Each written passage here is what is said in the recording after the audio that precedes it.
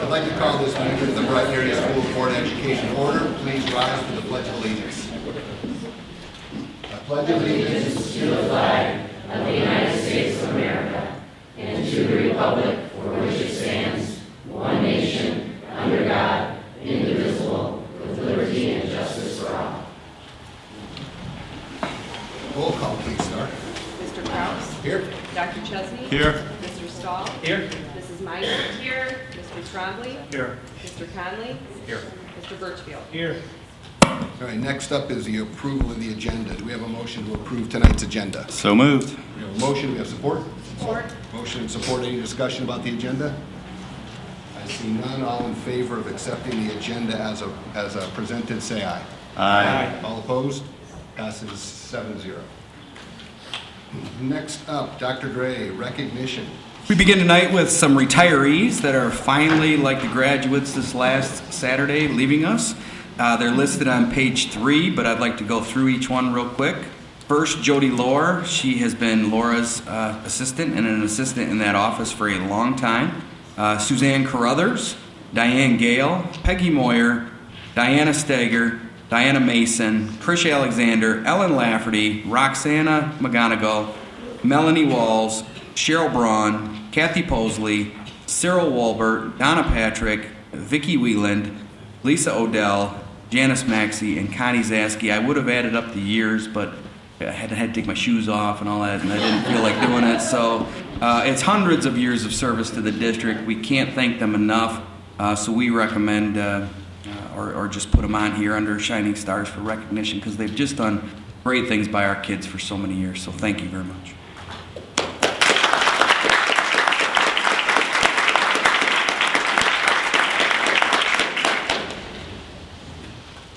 Tonight we also have our students that during, I think, one of their very last weeks of school spent the entire week at the school. So we have the following students that were nominated tonight to receive the Shining Star for Survivor Week.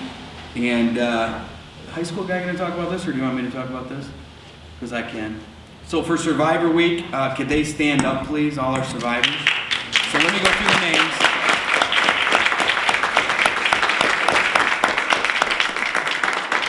So we have Bo Maurer, Melissa Hines, Jesse Savage, Austin Newmeyer, Hope Smith, Brennan Schultz, Shelby Rudberg, Josh Kuznicki, Sam Kaspala, Derek Lucas, Madison Wilginen, Chase Reppin, Shannon Magnan, and Carter Grice. And literally, they spent every night almost for a week. I remember it got to Friday. I think it was Friday. And we didn't know if they were going to spend the night or not. And Savage came up with this savage look in her eyes. And she was like, yeah, we want to spend the night. We want to do it. And so we said, okay, that'll be fine. And Kim Christensen, and I think there are other teachers here as well tonight that also, Kim's behind them, so when they sit down, you'll see Kim. But a lot of other people like Lynette Dagg also spent the whole week, I believe. We had administrators spend at least one night each week, and I'm not going to steal their thunder in terms of how much they raised, but it was our first time, and I'll kick it to Mr. Johnson and Mr. Maurer. Yeah, I want to make sure Kim does stand up. She loves the spotlight, so Kim, stand up. She's an NHS advisor.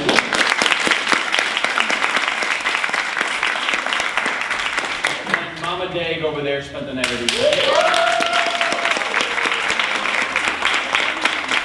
I want to say, like, you know, you have those dreams about college, like you think or work, you wake up at work. Well, I spent the night and I woke up at work. It was really, really weird. So teachers spent the night every night, but these kids spent the week there. They literally lived at school. So it was pretty cool.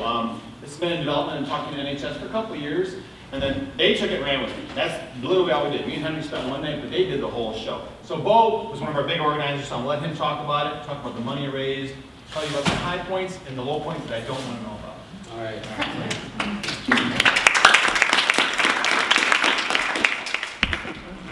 Hello. So this was the first year we did Senior Survivor, and yeah, they literally stayed the entire week in the school, and we ended up raising a total of $10,500. So,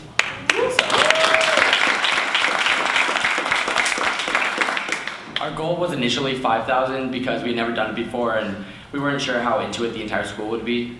So we definitely exceeded that. We got the idea from Howell, who raised $41,000 this year, which is pretty exceptional.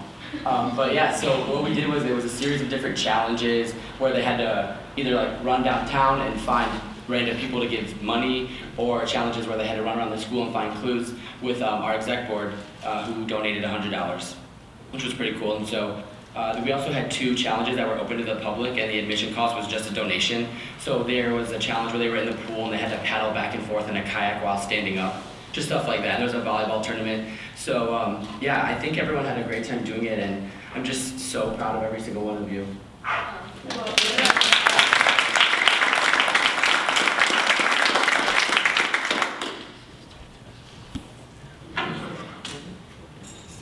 All right, next, Well, we want them to zip around. stand up and.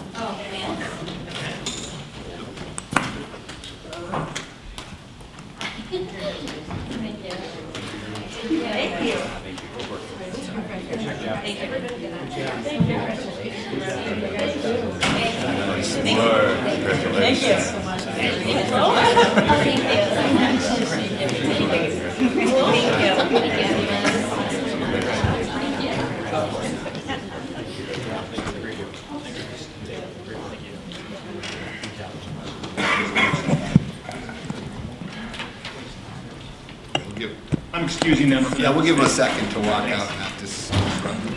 That's all we have tonight. Thank you, Doctor. We come to the time, call to the public. If you'd like to address the Board of Education, please come to the podium, state your name and address. We're going to limit it to 3 minutes. Dr. Chesney will give you a 30-second warning and then let you know your 3 minutes is up. Good evening. Ellen Lafferty, BEA, retiring teacher. 1.5 days to go. I'll make it. It's also in 1.5 days I'll be ending my 4-year term as BEA president, and I had the honor of representing a phenomenal group of teachers, and I just wanted to let you know that the BEA has elected Matt Dufan, who is a high school French teacher, who is also outstanding in everything he does. So I look forward to his working well with you. He will do an outstanding job with you. We also have, you saw in the BEA newsletter that was emailed to you, but we have a new piece of artwork that the BEA purchased at the last art fair. It was painted by Grace Henderson, the BEA BHS senior, and it's just beautiful. And it's being framed right now. It's going to adorn the walls up here yet again, and we're just going to make this room just nicer every time. I just had one more shot tonight at this. I want to talk about pay to participate. I see you want to eliminate transportation, but there's no guidelines to it. I just wonder if there's going to be any kind of restrictions. Are we going to be transporting the golf team with their 6 players, or the bowling team, or what if there's 10 teams wanting transportation at one time, but we're trying to get elementary kids home? What are the limitations, and what is the final cost of this? If you truly cost it out, if every team decided to hop on a bus and go wherever they needed to go. It just seems to lacking information. I'm looking forward to the conversation at that time that all of this will be discussed. That's all. Thank you. Thanks, Ellen. Anybody else like to address the board this evening? All right, I see none. We're going to move on to board reports and correspondence. And Dr. Gray, you have shift grant you'd like to talk about? I'm going to kick that to Dr. Suri. She has the people here tonight. I'm going to invite our guest this evening. We have Chris Nelson, who is social worker, counselor, I'm not sure what the whole title is, at Brighton High School, runs all of our at-risk programming at Brighton High School, as well as Barb Williams here this evening, and she works out of the Bridge Alternative High School, runs some parallel programs here for at-risk students, and they are both, I would say co-chairs, maybe Kathy Posley's in there too, of the SHIFT grant, and I've been sitting up here working really hard to figure out what SHIFT stands for again, so I'm going to have you guys tell us, because I would probably make a mess of it if I tried to tell everybody. Lynette. But anyways, as you're getting set, and you need, you're good. As you're getting set, just so you know, the SHIFT grant, I will tell you, is comes from our health advisory, sex education health advisory committee. So it's a district-wide parent educator committee. We have a board member representative on it, and these 2 ladies are active on the committee. Took the initiative to write this grant over a year ago, and so this has been our first year of implementation. And and they've had some great trainings. It's about, I'll just tell you, it's about professional development. So that's about as much as, I'll let you take over, Barb. And Thank you. It's nice to be here this evening, and this is something we've wanted to do for a while, but we decided that we would wait until we had reached the end of our first year of spending money. SHIFT stands for Sexual Health Initiative for Transformation. It sounds weird, but and Maria likes to call it the sex grant. Let me clarify, because that's kind of a silly name. But the SHIFT grant is a really wonderful grant funded by the Center for Disease Control and Michigan Department of Education. And the Center for Disease Control now coordinates safe and drug-free school money, the old safe and drug-free school monies, and it's changed names a few times. And it's now under their heading, and they allocate funds. The SHIFT grant was a competitive grant that Michigan got, and 19 states were awarded this grant, 17 cities, many of them were inside of the states, but like Cleveland was outside, it wasn't in its own state. Michigan had originally 16 districts that were awarded the grant. It was 30 applied, it was competitive, and we are down to 14 through some, issues and transformations in what happened. Okay. Can you do it? Yeah. So I think I skipped the one, the slide with the goals. The ultimate goal, it's a broad goal, to reduce HIV, STDs, and teen pregnancy rates in school communities. Even schools like Brighton area schools have teen pregnancies, STDs, and HIV. And HIV, I don't know if you know it, but it's going up now because of the heroin pills. Prescription pills leads to heroin addiction, which leads to shared needles. And so they're finding a huge increase now in HIV because of that. So even though we thought we might have been, done with that, we're not anymore. And it reduces, the goal is also to reduce disparities experienced by adolescents of minority classified subpopulations. And particularly, we're trying to focus on awareness for and acceptance of and policy that relates to LGBTQ, lesbian, gay, bisexual, and transgendered, and then questioning is a Q. And our goal, the goal of the grant is just to make the school community aware and meeting the needs of those subpopulations because they're at higher risk for suicide, for at-risk behaviors, and things like that. So it's the whole purpose of the grant is education and professional development. And we were selected because we have a need, as all school districts do. We have capacity because Brighton's been known for years as being very well organized for health. Our health advisory committee, we've had support from the administration. We're doing kind of community, we get things done. And we have a readiness. We've had people in place who are willing to step up to the plate and do this, and obviously administrative support. So for all those reasons, we were granted this. It's a 5-year grant. We're in year 1.5. One of the big parts of it is the support we get from the Michigan Department of Ed. Barb and I have been to a lot of meetings, workshops, trainings over the years, and the leadership team from the Department of Ed is just amazing beyond words. We are learning so much. It's a collaborative of all the districts, and they are just top-notch. So going to a 2-day meeting with them is like a treat. And they are available to us for anything we need throughout the grant. The 4 components of the grant, this is like the acronyms, but we'll go through them real quick. You know we're time limited here. ESHE is exemplary sexual health education. SHS is Sexual Health Services. SSE is Safe and Supportive Environments. And then Barbara alluded to the LGBTQ youth. It's kind of the focus. It includes all students, but because of the risk factors associated with that population, they've kind of been given an extra attention. The thing in the middle means policy. We're looking at policy around all of these and what we can do to improve what we're already doing. I think that's the biggest thing to remember. We're doing great things here in Brighton area schools, and we just want to improve upon that. So this is kind of a real quick, you're going to do this, Yeah. what each one is. Yeah, so ESHE, as they call it, is, that's where we've gotten a lot of our training so far. We've been able to send health teachers to Nora Gelfrin training. She's like really the guru of bringing creative and getting your students savvy about sexual education. And she trained some of our teachers. Also, we sent 7 people to the Silent Crisis, Silent minority. Silent minority, a crisis for subpopulations.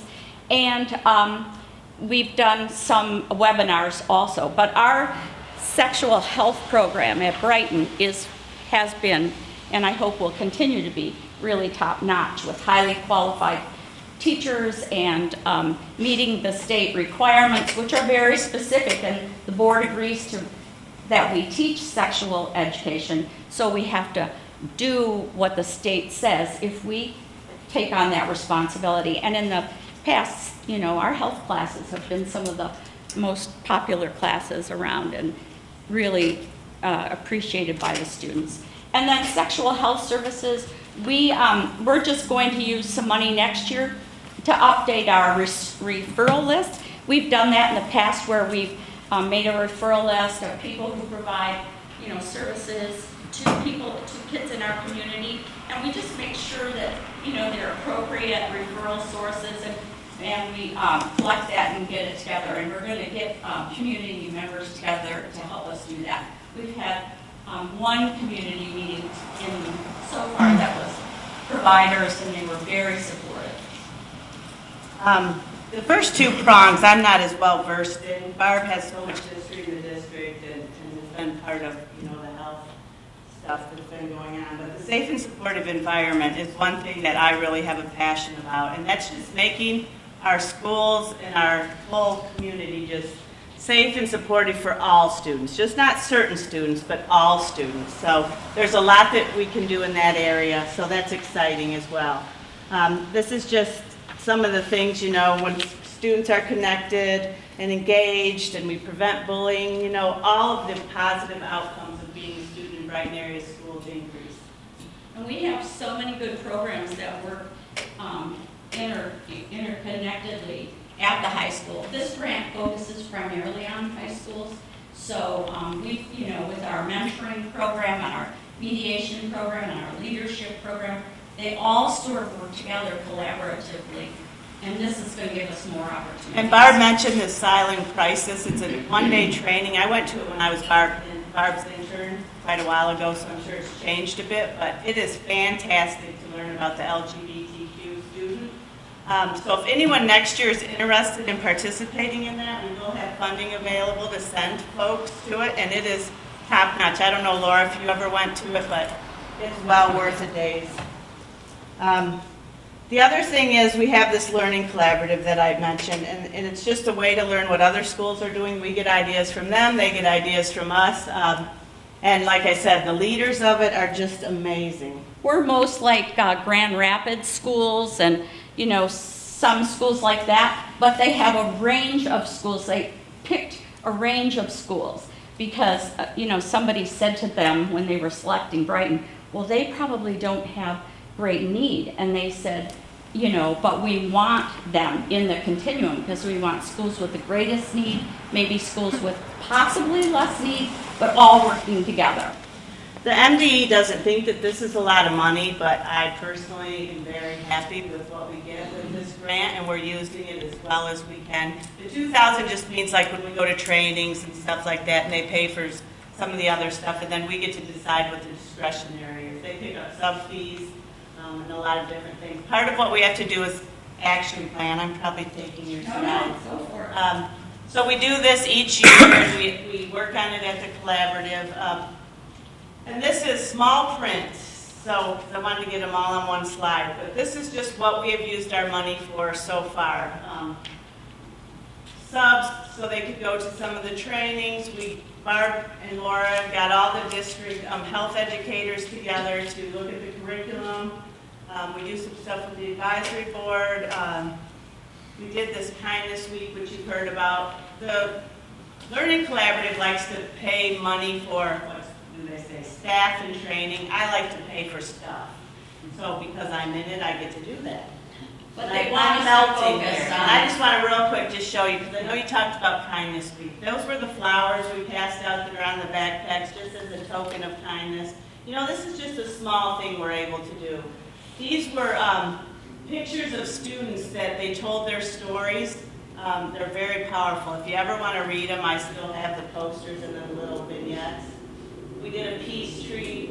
We had 2 snow days, so we were kind of cut short. But, you know, all of this is to improve just health, wellness, safety, academic achievement for our students. So that's kind of Shift in a nutshell. We're so happy that we've been able to present to you because we've kind of been talking about it, but we haven't really let it out there. So if you have any questions, you can find Barb and I. Do you want to say Or you anything can, else? no, just unless you have a question or two that you wanted to ask now. I'm melting. Okay.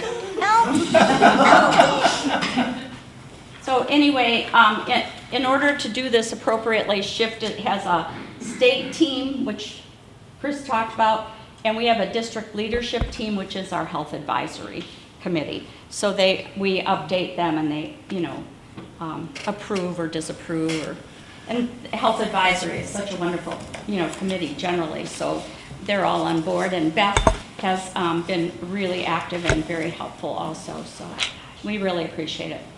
So Thank you. thank you. Thank you. You guys. Any questions? No? All right, thank you. All right, next up is board reports and correspondence. Beth, do you have something? Yes, I attended as the alternate the biannual meeting of LESA Board electors on June 1st. It was held at 6 p.m. A trustee or a member from each of the school boards in the county attended, and by paper ballot. We elected Julie Hill in a 5-0 vote to be a representative, a trustee on the LASA board. Thank you. Anybody else? Mr. Trombley. I wanted to thank the staff at Maltby this past Friday. We had field day there. And again, I think the kids had a good time. It looked like they had a good time, but staff played an important part, PTO.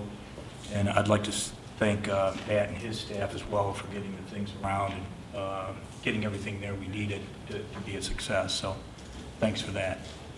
And then one more thing I'd like to find out. Last meeting I talked about AUK, some of the things they were supposed to be doing and supplying us. Have we seen any recent updated schedules or any change order logs on anything that's going on? I'd like to know when the wall at the football field is going to be repaired and fixed. It's 2 years now since it was installed. Glass panels at the football field still aren't done yet. When is this stuff going to get wrapped up? I was at Horning the other day, new sets of doors there. They were locked. Look right through, see the daylight through them. I mean, is anybody watching the quality? I know I asked this question before and Dennis said he was, but again, I just don't see it. I'm wondering, how much longer is this going to continue with the taxpayers paying their fee to get this stuff done? And for some reason, it just, in my opinion, doesn't seem to be happening the way it's supposed to be.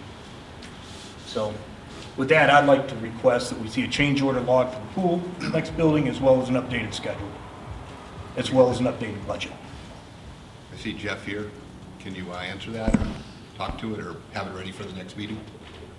Sure, we'll work through our committee as we always do. They're well apprised of what's going on, so Ken could probably answer all of Bill's questions. Okay. Oh, Ken, where's the change order log? That's the only thing we don't have is a change order. Have you got an log, updated but schedule too? Yeah, we did see a schedule at the last meeting. All that's going to be presented tonight, actually. So Is it? we worked through a whole bunch of things as far as saving $1 million on the next phase. That was our task. That's what we've been focused on. We accomplished that, and we'll be presenting tonight what is going to actually happen and what had to be cut and what will be saved. When's the wall going to get fixed? We don't have answers for that tonight. And the glass panels? Again, we'll get. I do have the sample for the glass panel. It's an acrylic piece, because the other piece, they wouldn't warranty the piece of film from 3M in between the polycarbonate. So I did get an acrylic panel. It was too small to really tell and to hold it up. So we talked about that the last one. I've asked to get a full-size panel so I can actually hold it up against the So you think glass. hopefully by football season coming up this fall, they'll actually have Yeah. real panels that are supposed to be in there that look the way they're supposed I to? think that's the goal, for sure. Oh, I sure like to. That's the goal.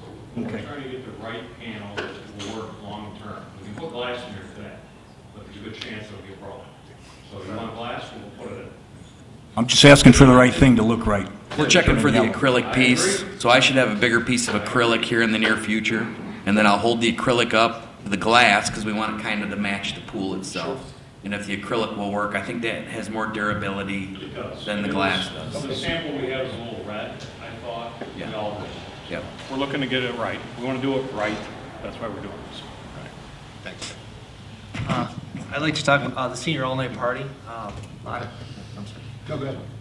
A lot of parents put a lot of work into it. I was there in the evening. It's an incredible organization. It's a bunch of people come together and make something happen without a lot. And what an excellent experience. The food was out of the world.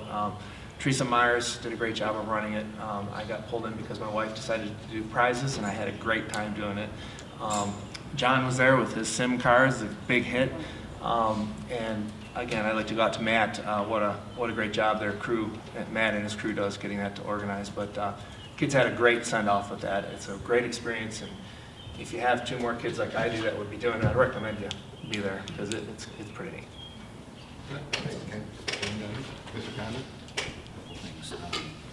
I am retiring after this year. 5 a.m. about did me in this tonight. But it was the students were awesome, as usual.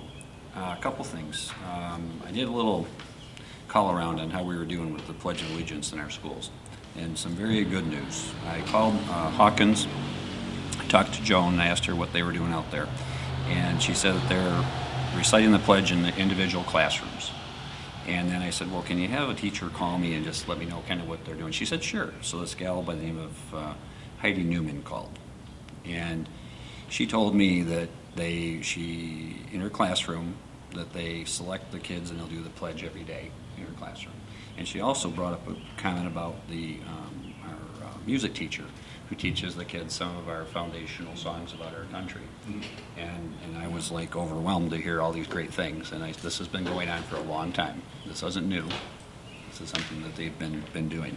So I called over to Hilton, and they're doing a similar thing where the pledge is handled in the classrooms as well as in their assemblies. Every month they'll have the Pledge of Allegiance.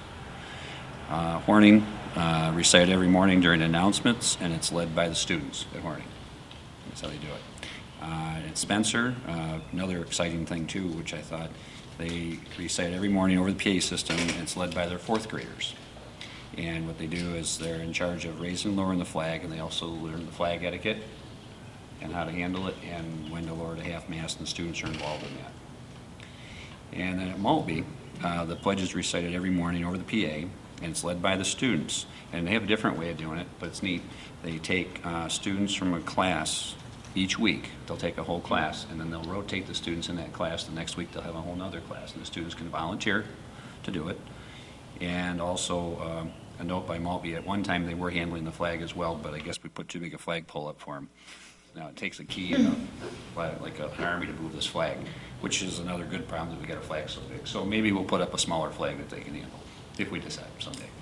But that's a good thing. And Scranton, I've been been there, and I didn't even call them, but the pledge is recited every day from the office, and the students handle it right there as well. And then Brighton High School, I believe, is going on as thought, and the pledge is recited during morning announcements either by a principal or by a student. Is that correct, Henry? At the high school? Okay, thank you. Like I said, every time I've been there, it's spot on, it's great. And then another note outside of that, so like I said, I was very pleased to hear that good news for our district. I did bring, actually, that one poster that Dr. Gray hung up over there.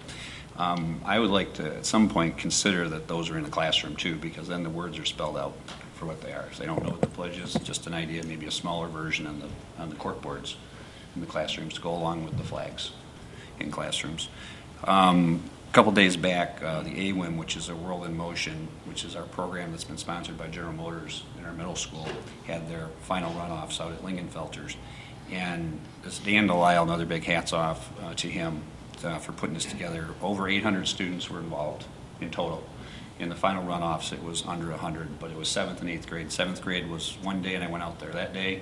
8th grade ran another day, and I also went that day. And let me tell you something. These kids were engaged. They were doing presentations. They stood up, and there'd be 3 or 4 of them. They'd do a whole presentation on, let's call it sectional, where design and build, what was the market for the vehicle, and they had a whole different perspective to a project. And for me, like I said, these kids made us, as young people, they would qualify to work with adults to the work they were doing. And so another hats off to them. And another thing I had a question on, is Gavin here, Mr. Johnson? Are you here? Did you have a meeting? Did you have a meeting today with Mr. Delisle? No meetings on robotics or anything? Nothing's. Okay. Okay, all right, so nothing yet, though. Okay.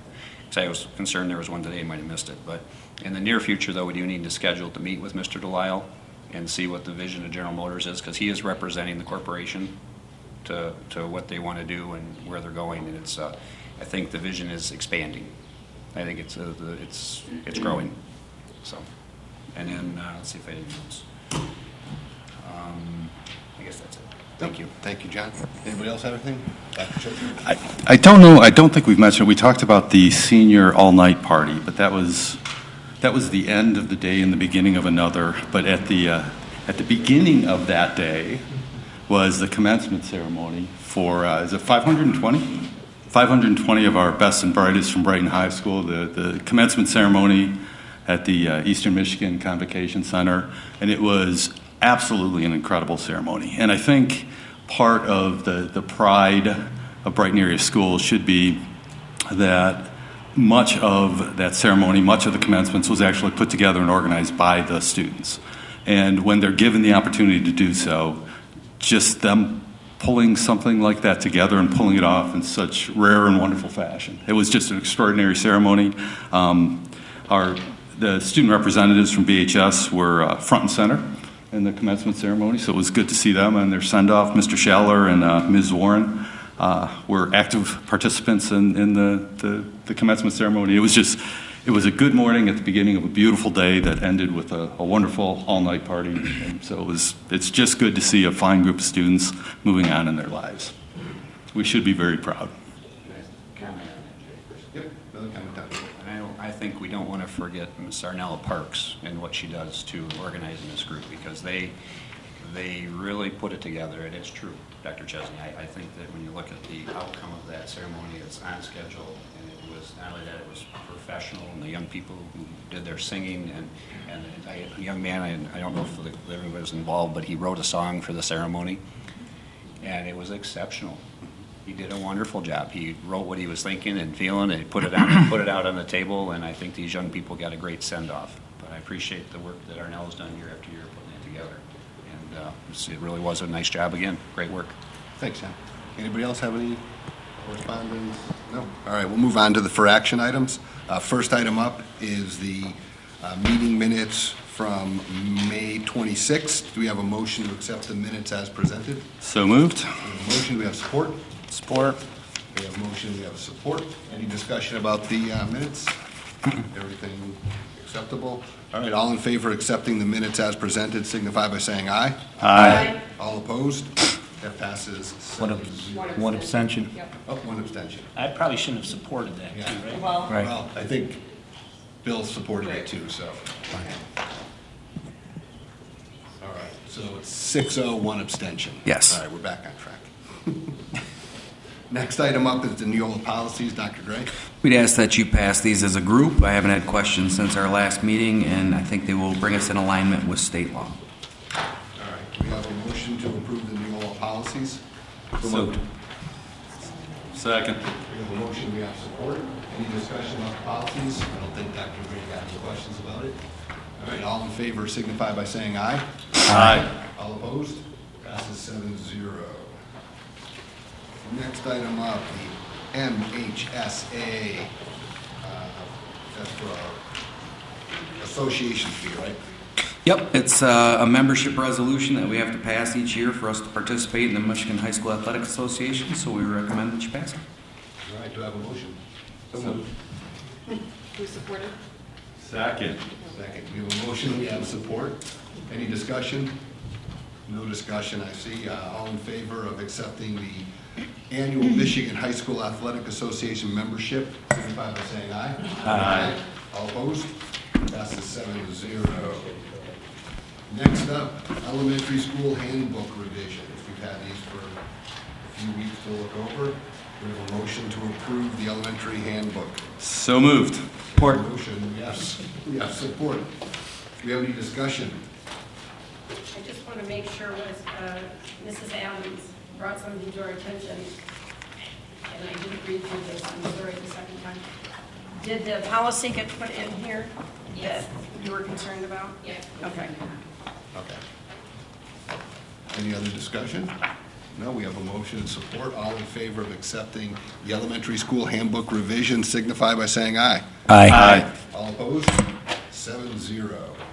Next item on the agenda is pay to participate for athletics. Do we have a motion?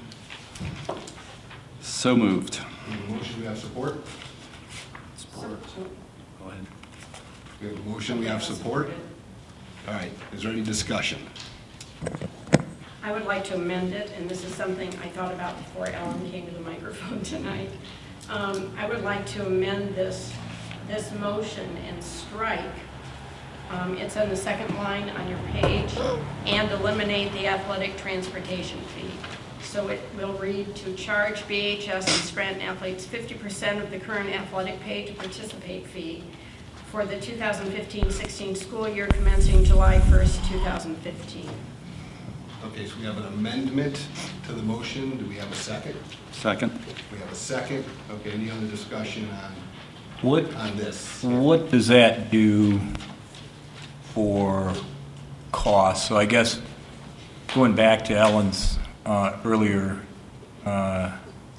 statement about call to public, if you hit, what do we have, 90 teams, right? 90. Over 100 now, just over 100. So worst case scenario, all 100 want to use transportation because it's free now, right? What kind of impact does that have? Well, we couldn't provide that. We don't have enough transportation, so we'd have to charter. So if you look at a charter compared to ours, it's triple the cost in terms of that. So that would add to the final fee. So if you actually took a look at tripling the cost of transportation and then enhancing it, because we probably bus 50% of our groups right now, and then doubling that as well, you're talking between $250,000 and $400,000, somewhere in that range, depending on who uses what when, and how long they go into tournaments, and how often they use, and really schedule too, because remember they flip-flop each year. So it would be a pretty significant change. So potentially, if every team, keeping it the way it was read before, every team wanted to take a bus because it was free, you didn't have to pay, it could cost close to $400,000. I would think that would be worst case scenario. Up and beyond that too. You gotta use worst case scenario. Yeah, right? we literally We couldn't. both include chartering. We couldn't do it. Exhaust our resources and have to go to a charter. We don't have enough buses to transport all teams. We just don't. We'd have to probably double our fleet, or another half at least. That would be a lot. I did get some information from Mr. Thompson, and we had 18 charters. The fee for those is $9,195.21. If it would have been LESA, it would have been $3,290. It's 3 times. So 3 times That was the only amount what for we 18, chartered. for 18 trips. Yeah. We do a lot more than 18 trips in a year. So that was just to give us an estimate, to give us a comparison between Yes. internal buses versus charter buses. Yeah, the question I had was what was the difference in cost between an internal bus trip and a charter bus trip? We originally thought it was twice as much, but it ends up being 3 times as much. Okay. That's pretty significant. And again, if the money that we collect for pay to play, obviously because mandated against the state, we can't say what the money's for, right? I mean, we can't earmark it. But Or I you- guess we can earmark it, you but do. we can't put it in another. I mean, you do. The budget you adopt earmarks every dollar in this district. Okay, so then the pay to play money will go where? The pay-to-play money goes into the athletic account, which transitions into the general fund. But we do have an athletic account number, which we can show you exactly where that is. We can track the revenue side. We don't pinpoint the expenditure side. So I think what you're asking is doable. So you can say, okay, if it was 200,000 before for pay-to-play, and this year we're going to collect 100,000, can we spend that 100,000 on something? Yes, you could track that. You could. Now, you can't go out and say, I'm spending it out of the athletic account, because there truly is no athletic account, it's under the general fund. But we do track that. So we can know what's taken in, and then we can choose to take that amount of money. But would that ever come back to us for that decision? If you asked us to, In the budget, yeah. in the Well, budget. other than in the budget. Yeah, only if you asked us to. Other than that, we typically run how we run. We make choices in the athletic department on their budget and those types of things. So it's doable, we just would have to have some lead time on that. Any comments? I just have a concern with it, and it's, we already have an issue with why do they pay, we don't, why don't we get that, how do we get that? And I can see this being a boiling point where they're like, well, we want buses, and well, we don't have enough buses to do it. How do you make that right? And that's my biggest concern, because I understand why we're doing this, or what you're proposing. I'm just concerned that it's gonna become a little war amongst the people who want to use it. Well, I think that's why we look at worst case scenario, because you couldn't delineate. If you delineated who you were going to transport, you'd have a Title IX violation the next day. But again, under her amendment to the motion, We're eliminating that. we're eliminating.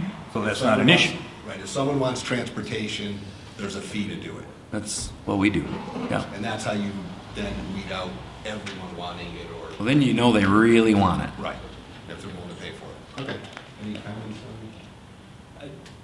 Similar, but off the transportation piece, and something that I think we need to discuss further as a board on this, and that is, we have 18, it came to my attention recently that we have 18 unfunded sports. So, from my perspective, we're still in a position where I would much rather see, as we voted previously, that $225,000 that we allocated to pay to play, to eliminate pay to play, would go towards academic programming before we touch any extracurriculars. Board has spoken on that, I get that. Where it concerns me is when, after the vote, we find out that there's 18 unfunded sports that are freshman, JV, and varsity sports. So we have an inequity going on here, where we're funding some sports and we're not funding other sports. So from my perspective, we need to be funding all of our sports equally before we get into any paid play. I'd just like to comment on that. I don't know if you weren't here for that meeting also. I feel that with the sports, I mean, it is, pay-to-play seems to be something you pay only for sports. You don't sign that form, you don't put the money in for being a band member or for golf, but everyone has fees. And one way or another they get it. They either get it from the parents or they get it by raising money. I can speak to what I know, which is basketball. We were the 6-man club. We sell the signs in the gymnasium. And that paid for about 80% of what they needed. So that's all. I guess in order to make it fair, I'm kind of looking the other way on that, in that by eliminating that fee, you kind of are making it more fair, because they're the only ones that really pay a pay-to-play is sports programs in general. No one else has a pay-to-play, but everyone has fees. We all have that. So I guess I'm still on the fence with it, because there's so many different ways to look at this and twist it. But I am concerned that we're going to have another battle on this. But thank you. Go ahead. Remember, I put forth this motion to change it because the whole pay-to-play was eliminated. And so I'm bringing back really 50% of that and asking for a year for this discussion to take place. We haven't had this discussion. Andy's piece is a whole other discussion as far as those teams, because those teams have coaches, and what trainers are you putting there, and the officials, and the field time, and the cost, and the everything associated with other athletic teams, and that's a whole other discussion than this right now, and that's why I put forth this motion so we have a year to start working on this. And I'm sure Mr. Thompson right now is cringing Well, at some of this discussion. So I was able to get a rough estimate cost from Mr. Thompson on what it would cost to fund the 18 totally unfunded, and that's $110,000. So from my perspective, again, if we're not going to put this towards academic funding, and we're going to truly go toward pay to play, which I believe was premature in the first place, then we better bring everybody up to equal ground before we start funding it, eliminating pay to play for anybody else. Because otherwise, we're setting unequal ground, and that is absolutely inappropriate. So would you want to take the money, the half amount of money that we have, and put towards those unfunded teams that we would collect? From my perspective, the starting point is let's make sure we're whole on everybody. And then from there, the board can decide what we want to do with the rest of it. I got a question, actually. Mr. Thompson, can you give a little bit, maybe a re-synopsis of the unfunded teams and why they're unfunded, and a little bit of the process that they go through, so we all kind of hear firsthand, and anybody else that's interested?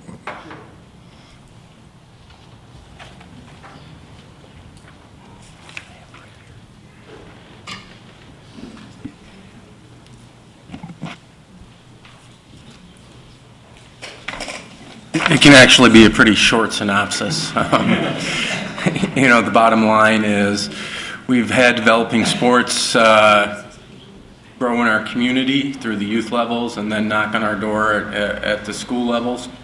All very wonderful things for young people to be involved in. However, at the time, which would have been probably about 10 years ago, for those of you that were on the board, you know what our financial situation was, and as those years progressed up until hopefully we're coming down the backside of that, coming out this next budget year, we could not afford it. So we said we would approve and sanction those programs as they were come after they showed sustainability and some of the other factors, keeping Title IX in balance and those type of things, but we could not fund them. So the only two programs prior to 10 years ago that were unfunded programs in Brighton area schools were gymnastics and rugby. Those were historically unfunded before any of our lacrosse programs, bowling, JV pom, JV hockey, any of those other things came on board. So just something, Mr. Tromley just brought up a very clever solution, potential, right? The idea is that where everybody potentially wins, and if cutting this to 50% ends up with around $110,000 in funds, and those funds were applied then to the 18 unfunded teams, does that math work? It doesn't. Why? Even at your full pay to participate right now, that revenue that you're bringing in is an offset. So if the general fund's contributing $511,000 in 13-14, the pay to participate was contributing $225,000 because your total expenses are around $900 million just for your funded program. I can put it real simple. So, and Bill's exactly right. It's a program that's already upside down. If you choose to fund the 18 programs, you're going to make it more upside down. That's what it is. Athletics is not a money maker for us. We spend $500,000 out of our general fund equity to pay for athletics. But as a community, we've said it's important enough that we're going to invest in this. That's why we run athletics, because it touches a lot of kids. Same way we run art, same way we run anything that wasn't originally mandated by the state of Michigan, which all this stuff we're talking about that's fee-based and pay-to-play based is not mandated by the state of Michigan, because they only mandate 18 to 24 credits. Everything else is up to local boards. So to put it simply, all you'd be choosing is to go from the general fund giving 500,000 athletics to giving 600,000 or 610, I think, because Andy said it was 110,000. So that's the real decision. I don't think you're saving any money, or either way. Bill's right in terms of if you keep half the pay to play, you're going to use the revenue, but the district's still going to be out the full pay to play. You're just offsetting it into a different account. Is all you're doing. So really, the decision is you're going to stay 500,000 in the hole or 600,000 in the hole. So what would it cost to fund those 18 sports that aren't funded? 110,000. I ballparked it at 110, roughly. Does that include hockey? JV? Includes JV hockey. You don't have near as much. And those kids also pay to participate, right? They do. The funding, the $110,000 number was based on parallels in like sports. So for girls lacrosse, we looked at girls soccer. How much do we pay a coach in that program? I think you have to maintain, though, the 3-year club status. And I'll tell you why. As soon as the pool's open, we're going to have a water polo. I guarantee it. We just got field hockey. When those programs come in originally, it's usually spurred by very interested parents or very interested community members that have a stake in that, and they have kids that are going through the program. That's how all these club sports originated. And then there's a league that forms typically for hockey or JV hockey, because before you never had enough people to play JV hockey or field hockey or water polo or any of rugby, any of those types of sports. So I would say stick with, you got to have 3 years, it's self-funded for 3 years. Stick with those requirements, otherwise it won't be 110,000, it'll be 210,000, because more sports will come out, and then just understand that we're just accepting more responsibility in terms of these programs. So how many of those 18 teams have gone through that 3-year probation period? I'd say all. All of those. Oh, okay. Yeah. So the sport, Except field hockey. the sports, Field hockey's not included in that. the sports are girls JV golf, equestrian, JV pom, JV hockey, varsity and JV girls bowling, varsity and JV boys bowling, gymnastics, boys JV golf, 9th JV and varsity boys lacrosse, 9th JV and varsity girls lacrosse, varsity and JV rugby, and then some miscellaneous expenses. If I could make the suggestion or something, and I'd love to work with you on this, Mr. Birchfield, is, there's the motion on the table for elimination of 50% of the current athletic fees. And I would love to work with you on kind of a long-term plan of here's the evolution of sports. And per what Dr. Gray was talking about, that after 3 years or 5 years of proving efficacy, then we migrate from unfunded to funded, and we find a model of doing that. We have those requirements in place today. Okay. So when a club sport comes through the high school, John sits down with them and we run them through the process on, you have to fund it for this many years. You have to have this kind of oversight. This is what ice time costs you. Here's what the field. So John, we already have that process. Okay. I think the simplest form is, do you want to fund those 18 or not? And do you want to use that money that you're saving? That's about as simple as the question can be. Because we do have those processes, Dr. Chesney. We do have those in place. Okay. I guess I got one last question, John. Do they petition, so let's say the rugby team, do they petition the athletic department to say we want to become a funded team, or do they Ask every year. Okay, no, they'd love to if they do it. They'd love to. And then how does it get to us or to whomever would make the decision? Honestly, and you think they would ask every year, but we've been pretty firm, and and people have been aware of what the district's financial position has been. Yes. That said, I had my first one about a month ago from gymnastics, because we don't pay any of the coaches in that, and that's a program that we jointly, our coach coaches both Howells and Brighton's, so they made the request of both athletic administrations to see if they could get some help. It's the first one I've had in 12 years, believe it or not. I think everybody understood where we were at. We were broke. But I guess as Dr. Ches was saying, part of us going forward, this is things, get through this motion and then start looking at a deep dive into the athletics and how we want to fund it going in the out years and what we want to do. Here's my only word of caution. If you're not going to do the 18 sports today, we start pay-to-play stuff midsummer. We start gearing up on that. So we would be very sure, I would say the 18 unfunded sports, it would roll into next year because we have budget sets and forecasts, and so I would say just be cautious of that because I know end of July John will be back and then it's hot and heavy and those teams have already fundraised and those types of things. So that has a little bit more factor to it than pay-to-play does because we have to be ready for it. Okay, we've got an amended motion and support for that to change the wording. Oh, yeah, comments. Walk right by me. Okay,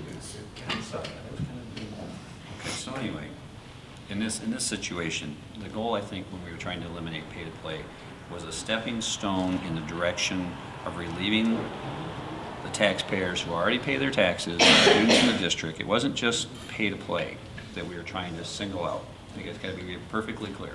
It was a start. It was something that we could get our hands around and see it, and there's other sections we want to do the same thing, to get more opportunities for the students. And I've kind of had a little about face on some of this lately. Number one is safety. Okay, I got an issue with contact sports right now. But at the same time, the opportunities need to be equal to all. That's the reason I support, if we don't have pay-to-play, that's why I support it, because the opportunity is equal to all. But I believe it by section. I don't think it's just in sports. I think, again, we're talking about science Olympiad, we talked about robotics teams, we talked about all these things that what this district can do potentially for these students. They'll grow so big, some of these programs, you won't be able to keep a lid on them. Okay, and I'll say this, in these academic competition, nobody gets a concussion. Right? Nobody winds up with Parkinson's when they're 60 years old. All right? Like I said, I've been knocked out a few times playing football. I know what it's like. So, at the same time, it's an optional thing. Football is optional. And I spoke to my doctor about it on Friday. I asked him what his opinion was about contact sports. He said, you know what? Maybe they shouldn't be part of school. Maybe what they should be is optional outside of school. And it was his opinion. He believed in all the sports. He believed in the competitive events. His son, in fact, wound up going to the Army because he played football for us. Army came in, did some recruiting. Wow, this kid, now he's an Army doctor. All this came from his organizational skills and ability to play as a team member. But that was just an idea. So there's all kinds of varying ideas. I would just like to see an impact for our students and their families that helps them to be involved. And that's what I'm looking for. And I don't think that's too much. And as we look at that, and it's will cutting pay to play, how's that going to maximize student learning? What's that going to do for student learning? I think it's came up here a few times. And I think everybody's points are valid. And I think we're at a point in this that we've actually thoroughly looked at something. We may not all agree on why or how come, but we've actually thoroughly looked at it in a positive fashion and what we can do for the students in this community. I think that's a great thing. So whatever the decision is tonight on this issue, it's going to be just fine that we're heading in the right direction as a board to do things professionally. Right. All right? Thanks, Mr. Conley. I think credit goes to Mrs. Minert, too, for coming up with the middle ground. It was the compromise position, that's a reasonable compromise that most people can live with, and well done, Mrs. Minert.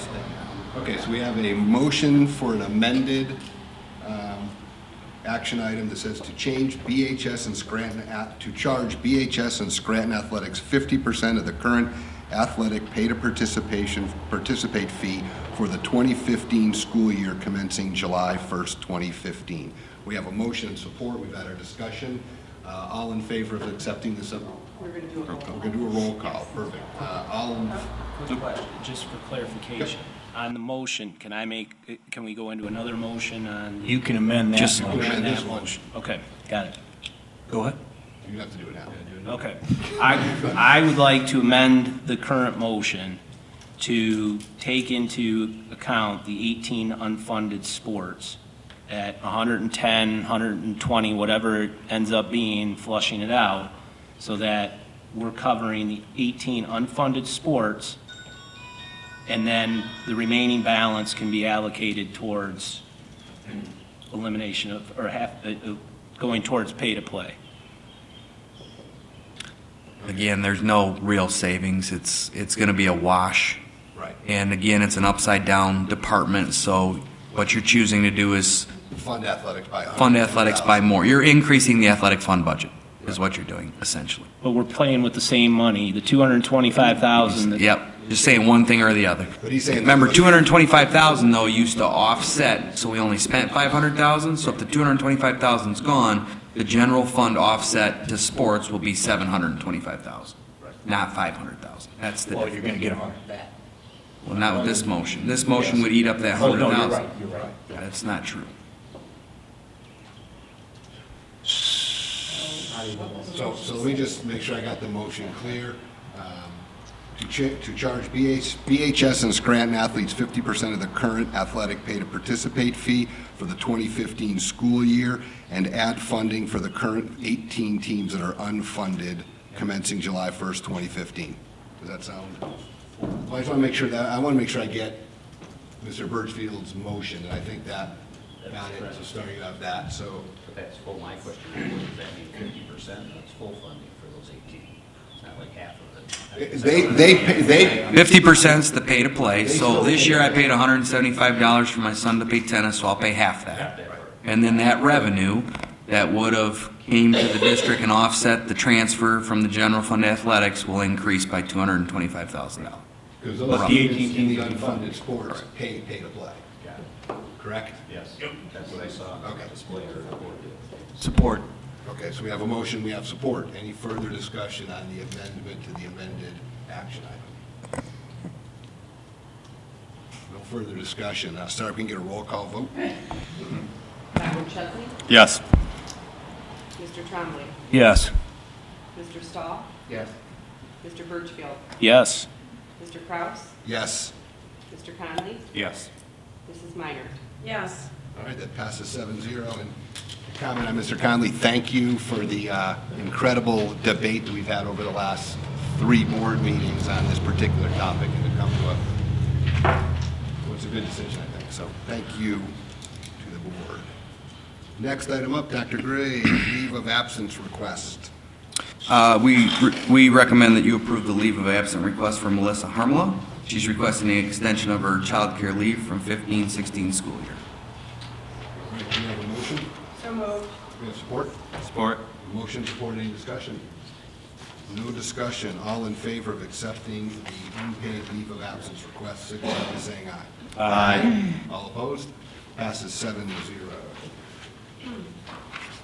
Dr. Gistinger, amended budget 2014-2015. Yes, good evening, Board. You have in your packet for action the amended budget for the fiscal year ending 2014-15. I'm happy to report they were estimating that our fund equity will be in the range of approaching 3%. All right, do we have a motion to accept the amended budget? So moved. Support. Support down here. Any discussion on that one? He did want that. Yeah. You haven't been here much. So you guys are fighting. We were. Any discussion? Oh, thank you. Thank you, Dr. Gistinger. All in favor of accepting the 2014-15 amended budget, signify by saying aye. Aye. All opposed? I see none. That passes 7-0. Next up, Eaton UPS Network Management Modules. Per Board Policy 6320, purchasing using a REMC vendor that installed all Brighton area schools' Extreme Network switches. Eaton uninterruptible power supplies UPS or the ShoreTel telephone systems. It's recommended that Brighton area schools purchase and have installed 39 Eaton Network management modules for a total of $10,230. And you can see the facts and statistics below. Okay, we have a motion to approve? So moved. We have a motion. We have support. We have a motion, support. Any discussion? Quick question, Dr. Gray, is this in all the buildings? Do you know? I believe the majority of these are at the high school. Okay. Yes, because that's where we had the coverage issue. I think Dr. Turner talked to us about that last Yeah. time. No, I'm just, Yeah. I appreciate it. and I just call him out as a doctor too. Well, I wasn't here, so. All right, we have a motion and support. All in favor signify by saying aye. Aye. All opposed? Passes 7-0. Dr. Gray, Series 3 bond work. Mr. Stahl hit a little bit on it, but original scope, we had some overages, so we went back to the drawing table. And in this particular series that we're showing you tonight, we have returned to budget. Dr. Gistinger and myself and Mr. Hamilton sat down today and went line by line through the budget and feel comfortable with recommending Series 3 to you tonight. All right. We have a motion to accept the Series 3 bond work. We have a motion. We have support. Support. I'm sorry, Ken. That's okay. That's okay. That's okay. Any discussion? Yes. Yes, Mr. Tron. Could anyone from the bond committee please tell me what the scope of this work is, because it's changed back and forth, and before we approve money, I'd certainly like to know. I haven't seen any drawings, I haven't seen any written scope, no specifications, nothing. So I'd like to know what this is. You want me to do that? Yes. Okay. So the majority of this would be HVAC. Okay. It'd be the entryway at the high school. Okay. It would be, the pool's already done, that was already in there. It would be the fitness center, once the existing pool's done. It would be D34, 36 classrooms, it would be lockers, it would be some of the piping, some asbestos removal. It would be the front lobby off the high school, where the new canopy will be. Am I missing anything, Patrick? Bathrooms. Yeah. What's the total cost of the scope? I think it's, I can't remember the total cost. Do you have that number? I thought it was 5 million. I'm sorry. 4.8. 4.8 million. And what was the original budget for this piece of work? 4.6. And why are we approving this now instead of earlier on this year? The original scope was over. Primarily was due to mechanical and HVAC. Some of the design was beyond scope. It drove the cost, so we went back to the table and asked for that scope to be removed, redesigned, and now we are back in line with what we promised the taxpayers in terms of that. All of the work that could have been done with the increased scope would have been great, but that's not what was the original bond, so that drove prices on us. So you cut scope to reduce. I cut additional scope that was never in the existing bond. It was in the 127 million, but it was never in the 88.5. And when it was designed, Designed that way. yeah, and it really came out in the HVAC when we had an original budget of 2.9 million, and we were about $1.3 million over in that particular category. So How many fire dampers that aren't working right now are going to be taken care of in this 4.8 million? I don't know that specific. Somebody else might, maybe Patrick.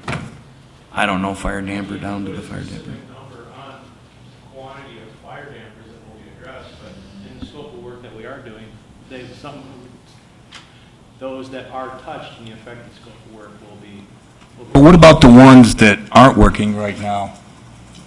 Anybody got any idea? I know we had a big issue about the switchgear over at Spencer as a potential hazard because we couldn't shut the power down, but what about these smoke dampers that don't work right now in the high school?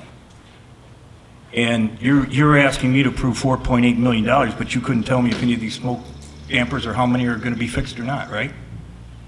If they're within the scope of work that we are. All I'm asking is how many. I didn't design it. Right, but they have to be within the scope of work. Okay, how many are in that scope of work, do you know? I don't know the number. Jeff, how many are in your estimate? I have no clue, Bill. There you go. That's my point about this $4.8 million in scope of work. Can I ask why we're talking about fire dampers, though? Yeah, because it's a question I have, that's why. And I'm on the board and I'm entitled to ask these questions because I was thinking about approving your money, but since you don't know how many fire dampers you have, I'm not going to approve this unless I know an exact scope. And Bill, it wasn't in the bond, okay? I'm trying to answer your question. The goal here, Bill, was to take anything that was in this package that was not in the scope, in the original scope, which happened in many of our projects as we went along, and that's how it's done when you Well, have. I'm very a lot of money familiar with the trying to- process. I know you are. Very But familiar. I don't ever remember a meeting in the past asking specific questions about how many dampers there are in this. We've never had these kind of discussions until Well, now. don't you think it's worthwhile knowing? It is worthwhile knowing, and if we want to take out all the paperwork and go through, we can get that number for you. But we're saying if it's in the scope of the work, it's being addressed. If it's not, All I'm it's not. asking That's is how happened many. all throughout the area. All I'm asking is how many? We can find that out for you, but I don't think anyone here is prepared to find that out for you right this second. It takes a little bit of All investigation. right, Ms. Minor, this question. I'm concerned, Mr. Tromley, that you're asking these questions at this meeting and did not bring these concerns to the bond committee before this meeting, or ask any of these questions of any of the people on the bond committee before this point. You've had weeks to do this. That's correct, because I didn't realize they had a scope of work defined with an actual price that was below the budget. And according to Dr. Gistinger, or to Dr. Gray, they just did that today. But, well, because Dr. Bissinger was out of town and you could not do this. Well, But you have some specific questions that you're bringing tonight that you did not bring to the board for us to do the research on and to answer your questions. I think before I've this meeting. discussed these further with Dr. Gray in the past. The budget meeting we had this morning was a triple check before we brought it to you. It always, it's real easy to do the budget until you get to the final series. That's when the rubber hits the road all the time, because obviously we've added scope on different projects throughout the process. So when we get down to the end and we're about to award bids, especially because I've done this in 3 other bonds, when you get to the very end, that's when you want to make sure that you have all your T's crossed and I's dotted. And so the meeting I had with Dr. Gistinger and Mr. Hamilton today was, okay, Jeff, where's your number in relation to Maria's number? And we're about to sell this last series. How do we finish the projects? Do we have the money to finish the projects that we promised our community? And yes, we do, and additional projects. But it didn't have the specifics in terms of that. The bond committee did go through that in the drawings, but I don't have that today. And also, I noticed Lineside Electrical was one of the approved electrical contractors. Who was the second lowest bidder? I don't know that off the top of my head. Wasn't Lineside the one that we just ended up having to go through the change orders and trying to... Green line. Lineside. Was it line side? Okay. Is there a line side and a green side, or is it Green line. There's green line and line side. I'm sorry. Green line was the change order. Green line was the change order. Is green line a part of this package? I don't think so. Okay. I'm sorry, then it's my mistake. I had green line confused.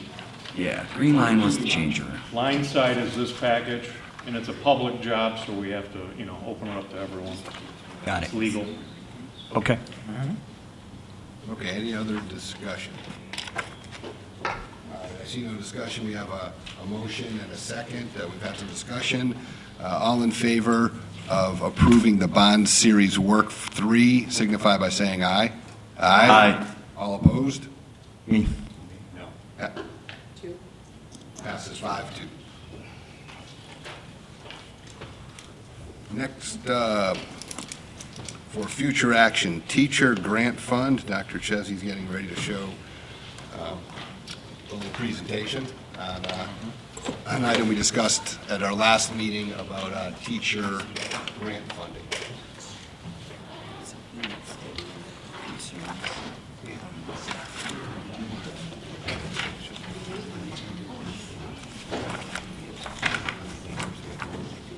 I don't think it's on already.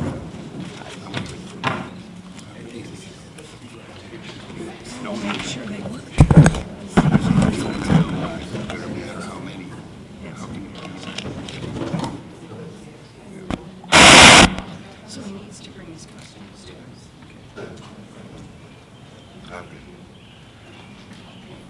Mr. Trombley said I needed to lose. Mr. Trombley said I needed to lose some weight, so he was drinking water.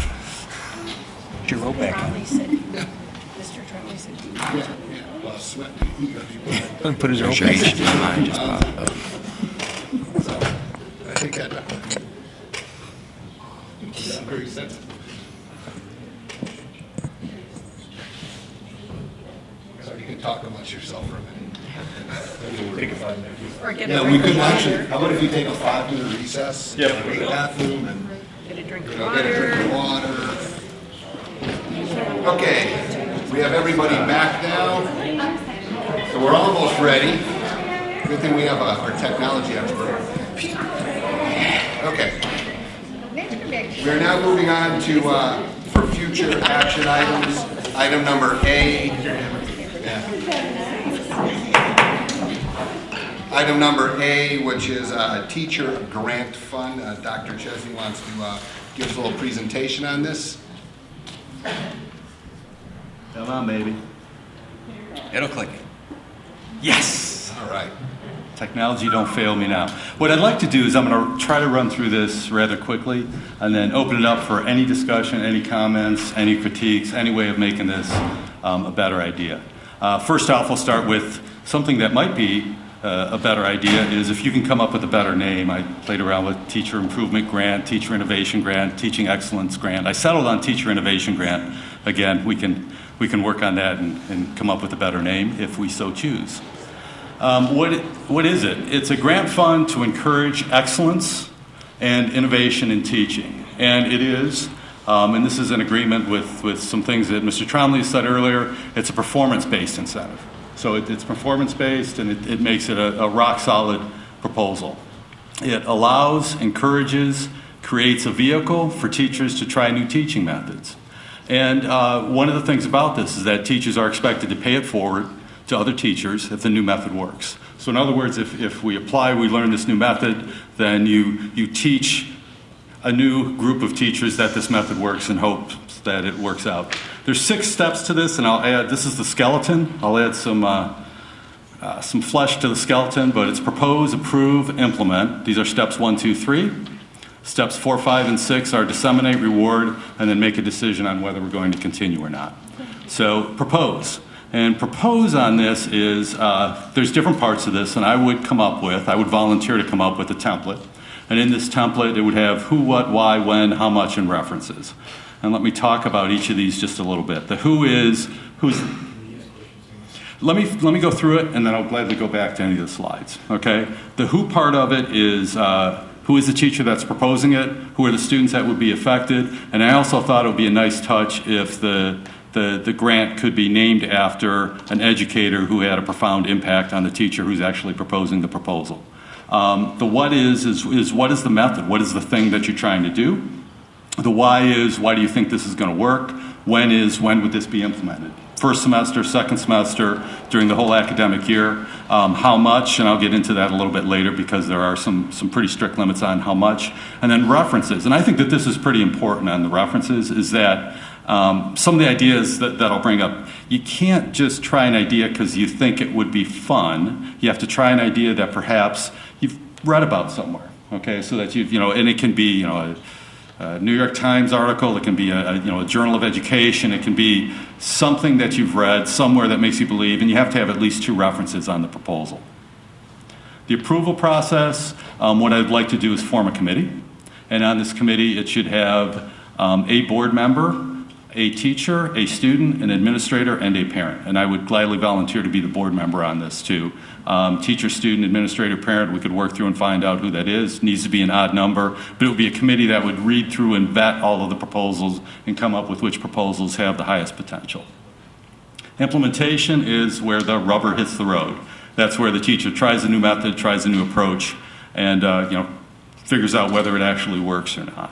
So those are the first 3 steps, briefly overviewed. Let me jump into steps 4, 5, and 6. Step 4 is disseminate, and that's where you report out. And on the report out, I think that the report out should be to a group of greater than 10 teachers, that you have to report to other people. If this method really works, it's worth spreading to other teachers.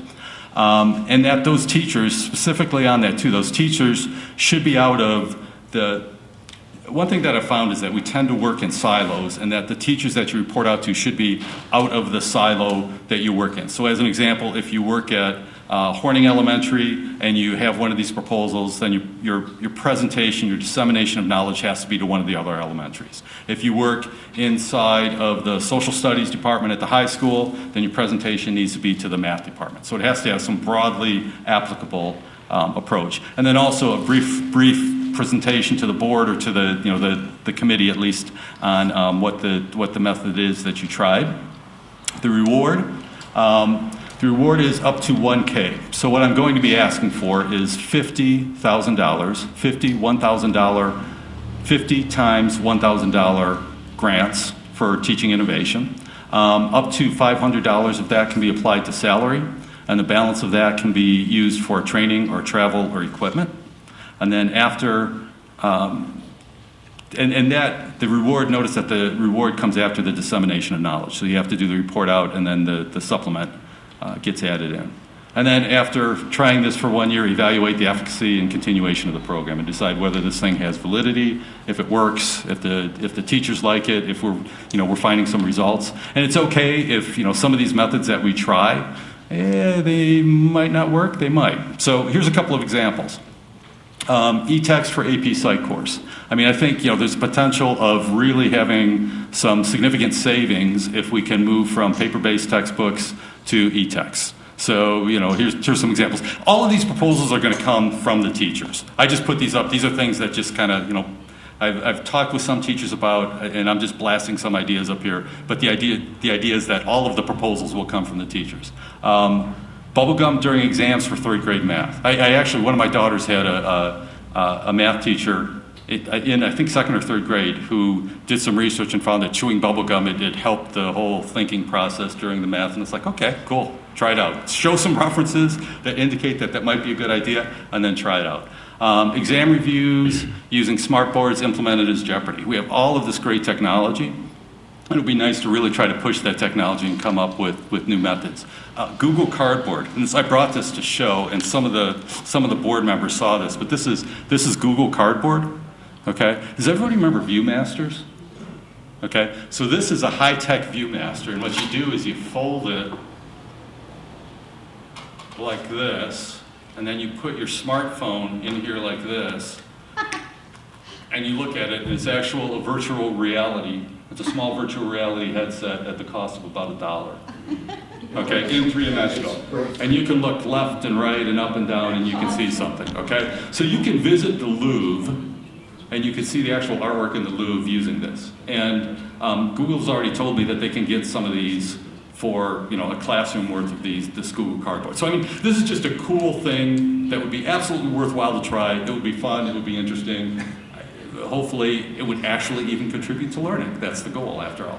And then assistive technology is a context for some course. I just put XYZ course. So let's promote some type of combination locks on lockers that a child with cerebral palsy could open, as an example. So these are just different types of examples that I just popped up with. I'm sure the teachers of Brighton area schools can come up with many more and many better examples than I have up here. So in summary, what I would like to do is request funding for up to 50 $1,000 grants for innovative teaching. For each grant, up to $500 can be applied as a salary supplement. The balance can be applied to equipment, training, travel. Innovations must be research-based and data-driven. The idea is that you're showing that this method really does help the learning process somehow, and the ideas must be disseminated outside of the teacher's school, in the case of elementary, or department in the case of high school. And that's what I have. I'm open to any kind of questions that anybody might have on this. What kind of timeline are you looking at? So if this gets approved soon, if this gets approved this year, then what I would do is probably ask for proposals August-ish, and try to, by Labor Day, have gone through the proposals and come up with which projects that we might fund for the 15-16 academic year. And then it would go that whole academic year? It would go as long as the teacher thought it was appropriate. So they could say a quarter, they could say a semester. But I guess, do they get their money after the results, or some money up front and the other half at the end, or how does it work from a performance basis? They would get paid for the equipment, the training, and the travel up front, so that would come beforehand. And then the salary supplement would come at completion. Okay, so at report out to both disseminating knowledge to another group of teachers, the non-home-based group of teachers, and then presenting either to the board or, like I said, to the committee. Does that address your questions? Yes. And then I'm sure you probably have some idea where this $50,000 is going. I would hope it would come from the general fund. Again, I'm just asking, where would you think, again, that's my question again. So, okay.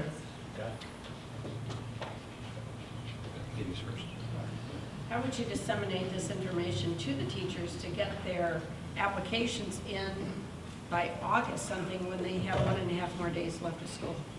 I would put the template together in the very near future. I would pass it out to all the administrators of all the schools. I would get it to the BEA and try to get it pushed out as quickly as possible, given that it is approved by this board. Okay. You had a student representative. Where would that student come from? Are you thinking of a high school student on this panel? It would very likely be a high school student, yes. Okay. Ask him right now. I don't have Mr. any more. Conley. Lost my train of thought for a second. There's a lot on that board. So, Dr. Chesney, I would like to see on a program anything like this, I'd like to see at least teachers from every division of our school system come and talk to us about this dream. This is called a dream sheet that you put up there. You want us to, really to approve that in 2 seconds. I can't do that. But I like the dream sheet. I see the vision. I have a vision also that we'll have, we had all the coaching money up there for coaches, just a short last board meeting. I have a vision that that same amount of money be spent in academic coaching someday, that we'll be having sports teams coach to the academics to the highest of levels. Now, this goes along with that a little bit, because it's performance-based. It's bring up some new ideas, make our school a better place, and show us how you're going to do it. And if it comes and works out, we're going to continue it. So that think tank is from your engineering background as well as probably what you've learned in education. That's a smart approach. My suggestion, though, this is a significant change in offering, and it is $50,000 out of the general fund. I think it's up to. Up to $50,000. That doesn't mean you're going to get 50 projects. Oh, I sure hope you do if you approve it, but you want to break that. My suggestion on something like this is bring forward professional educators, take an opinion from them as well. They have to work within the system that we're working in, and I think that, like I said, anything we can do in this district is going to be able to afford to do some things, which is very important. But we have to be able to afford to do them before we start to hand them out. We just did one significant earlier, and would I have supported this over the pay-to-play thing? I lean in your direction of what you're promoting here, right? We just did some, but we really need to get our budget where it needs to be. And Maria's promised it, and it'll be in her perfect accuracy as usual, and I believe her. So I think you can count on having funding to be able to do things like this, but it has to be, so it directly affects our students as much as we can. Whatever, if this is going to directly affect them in a year's time, or this year, or next year, or 3 years. So that's my opinion, is that I believe you need consult from the professionals that work in this district, see how it fits with their vision as well, and then the board is responsible. We're also responsible to hear from our professionals. I do have, so this would be money that would come out of that first wedge before the Oreo line. Yes. Well, between the Oreo and the double stuff line. Right. So above the Oreo, Right. above the Oreo line, yeah. Right, but this would be, and that's what we've talked about a number of meetings, is you're going to start getting fund equity, and you're not going to just hoard it until you have 10%. We're going to have projects to spend it on.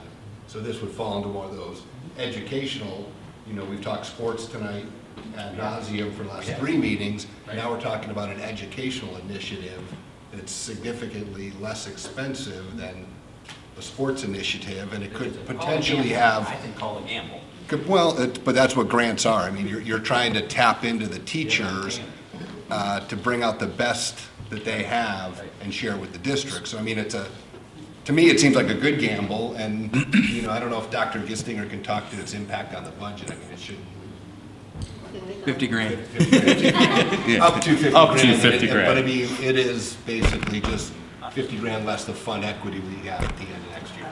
That's really what the discussion is.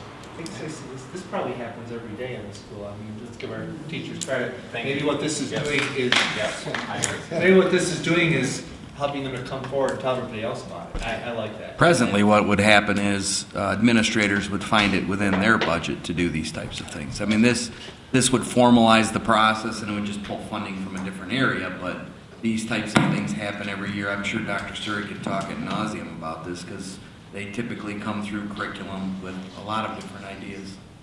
But I'd like to see, as a board, I'd like to see those ideas come to us. First? Well, not first, let his committee, let some people, because I'm not an educator, so I can't say this is a good idea, it's a bad idea. I mean, it's not what I do. Yeah.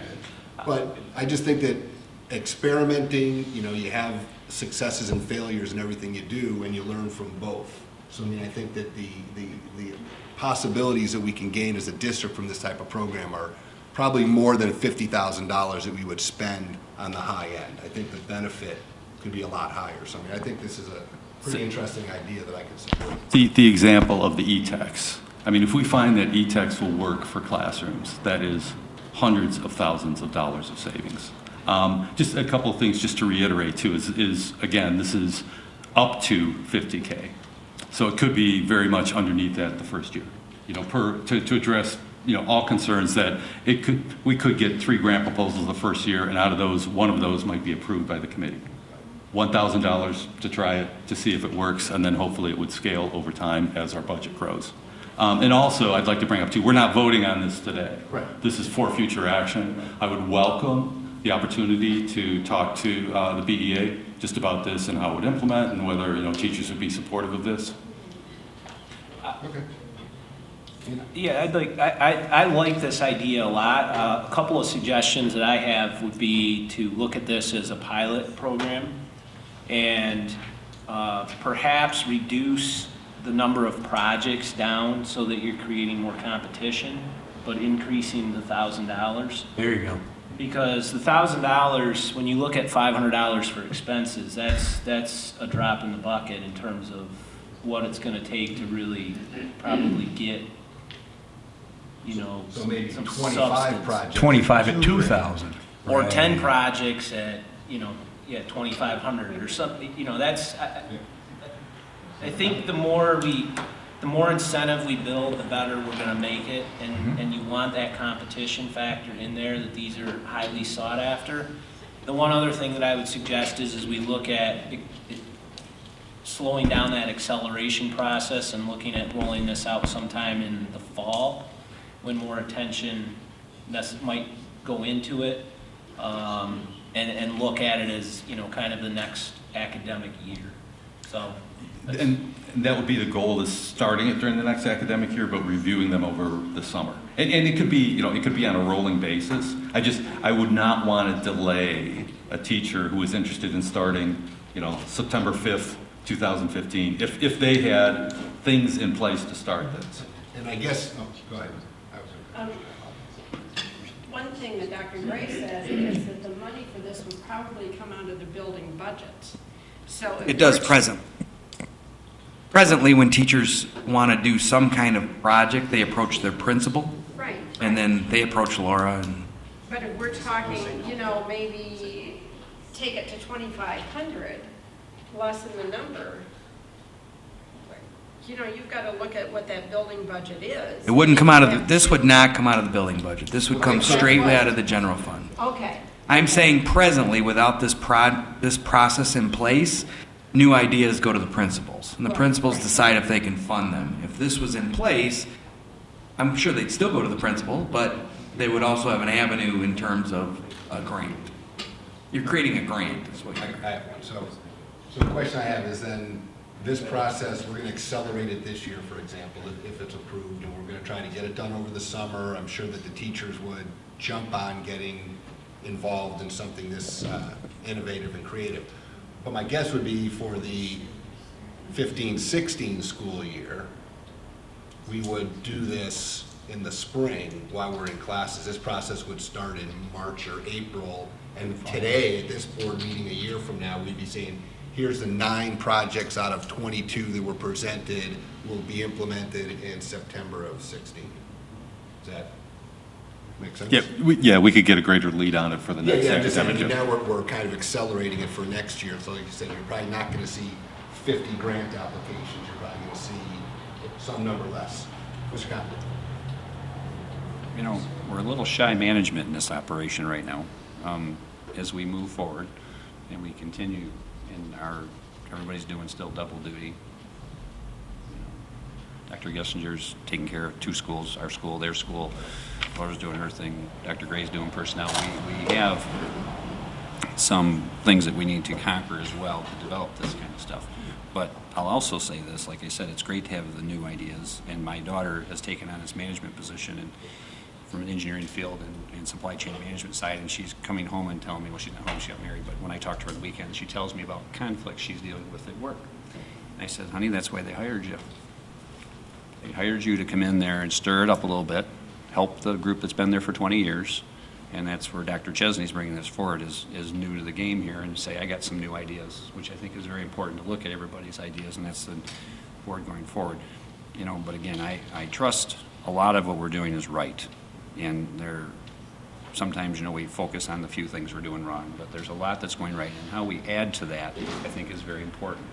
And I think the buy-in from each school, and if it's so much, I mean, I got all this, and it's good to have our money, because, you know, we've got dollars coming in the budget to use it. So that's all I would say, is that as we start to do this, is that we look at it very carefully. And I would really like opinions from professionals that do this job every day, give us their scope on it, and balance it off with some very good ideas from a very talented person that's been in the industry, and then I can get behind stuff like this. That's what I would like to see.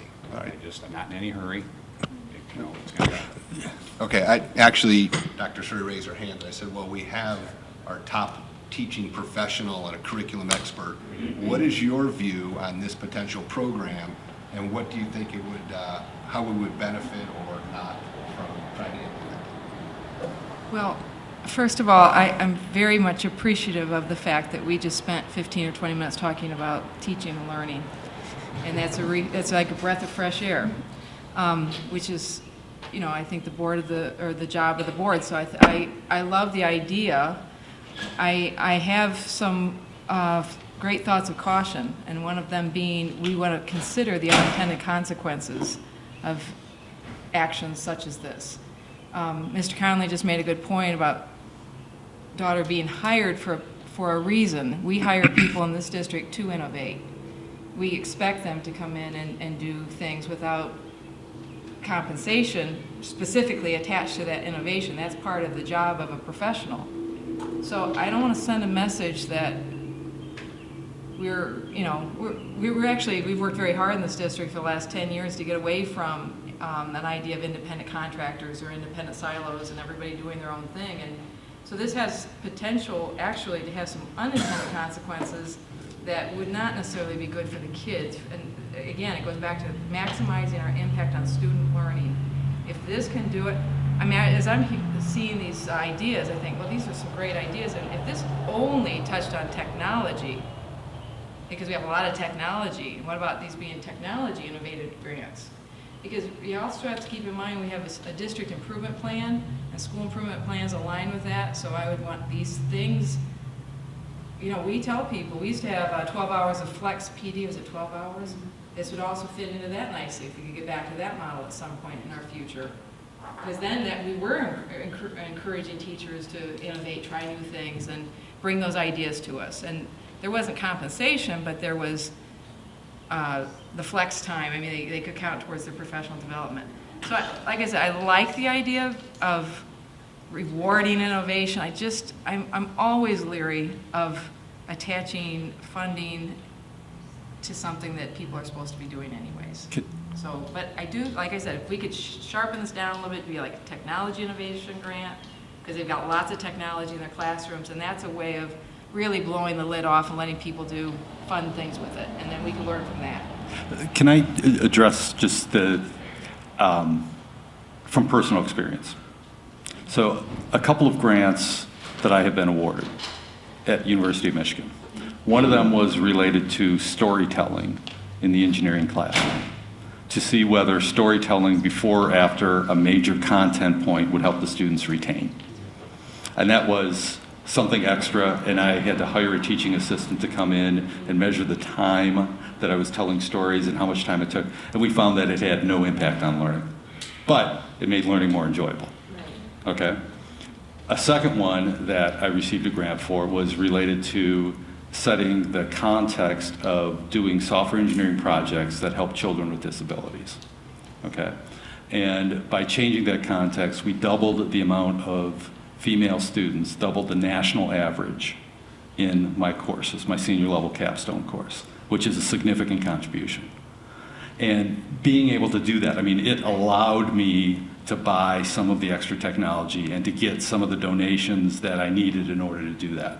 And I don't think in any way those, those were beyond the scope of what I would do on a normal basis. And I don't think they withdrew from my teaching or, they were a motivation to do something extra with technology, with different types of approaches in the classroom.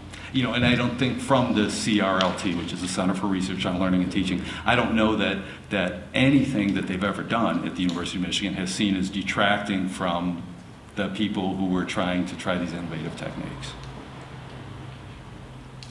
What I would ask for on this too is this is for future action. There's a lot of really, really good questions and good things to consider. So, and per Mr. Conley's comment, that we aren't really in a hurry. So I would ask for is that as this moves to for action, that it's not at the next meeting, it's the meeting after that, the mid-July meeting, July 13th, I think is what it is. And that would just give me some time to have discussions with teachers, to have to think about what if we went with fewer, bigger grants rather than smaller ones. And I think that would still give enough time to, if a couple of teachers wanted to try it out, if I could have a template in place for what the proposal, right, the who, what, when, where, why, if I could come up with a template for that, that's really the first step. And if I could have that together by August 1st, even in rough form, and we could get 5 proposals in to take a look at, then, that would be what I would go for. Yeah, one other quick comment, and I just want to reiterate. I think more money, more competition will be most effective. And I to Dr. Suri's point about creating that negative influence, we also don't want to stymie the creativity and somebody getting shut down at the building level because they don't have enough funding to do it. And so having the appropriate funding in place to be able to get really creative and do some really cool things, I think is something we want to take into consideration with this as well. So that's... Okay. So, exactly. Design implementation, so your thinking is correct. Good question about that, but I really do want to keep this 50K or less for the first year. So by more money, more competition, what seems like a sweet spot? Do you have an idea, or because I'd like to have all the grants be the same maximum amount of money. I think my mind is going to maybe 10 projects, something along that would be accepted. 5 projects that would be accepted. Again, this being a pilot program, so it might be $5,000. It might be but knowing what travel costs are, knowing what training costs are, knowing what design implementation costs can be, I don't want to put us in a position where we're getting small ideas when we could be capturing a much larger idea. If it's a larger idea, larger funded idea, the salary supplement, does that change, or where does that fit in? Because that's going to be an important part of this too.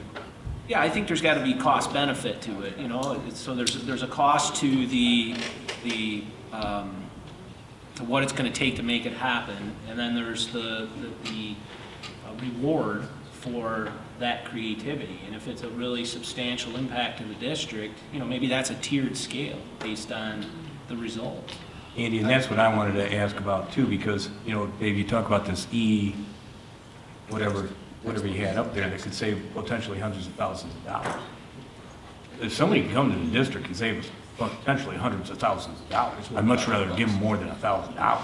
Okay, in all honesty, they should share some percentage of that amount that we end up saving, because again, I don't think that's above and beyond. Let me rephrase it. I believe that's above and beyond their scope of work as a teacher. Okay, and really what would they do? They may go to the administrator would come and say, well, here's this idea, and take the credit for it. Okay, but again, not saying that happened, but the point being is if they're going to save us hundreds of thousands of dollars, they ought to share in that reward. So, I got a question, not to be a killjoy. Is there any contractual issues that you can see with our bargaining units to implement something like this? I think we'll have to be careful when we generate it if you tie anything to money going to them, and I think it's a bargainable item, unless you're just offering it, but you can't individually contract with unionized members. Okay. So we just, you know, just so I'm curious, I told. know that that's always an issue, and so we might want to have that discussion on how maybe, you know, all this is a great idea. If we can't contractually legally do it, then the idea is not. Yeah, we bargain, you know, stipends into contracts. There's a Schedule C. I would think Schedule C would probably be the best place to put it. And it's compensation, so it could be part of this contract in terms of a wage opener. But, yeah, I think that would be something we'd have to talk about. Yeah, I mean, I think that's probably forward of Yeah. developing the program and figuring out how it can evolve. But okay, so good discussion. We got some due outs and some things. July 13th, it'll be on the agenda. I imagine if you have any questions, direct them to Dr. Chesney, Dr. Gray, or through me, and I can distribute them to everybody here to make sure we're keeping on track. Thank you, Dr. Chesney. Next item up is contract review. Dr. Gray. At this time each year, we bring for you the renewal of Dr. Gistinger, Dr. Surrey, Mrs. Ackermite, and Mrs. Kennedy, and so in a couple weeks, we'll be bringing that.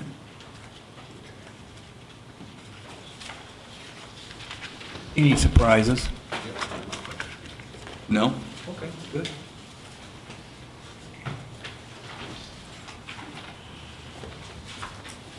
Any questions on these, or? No? All right.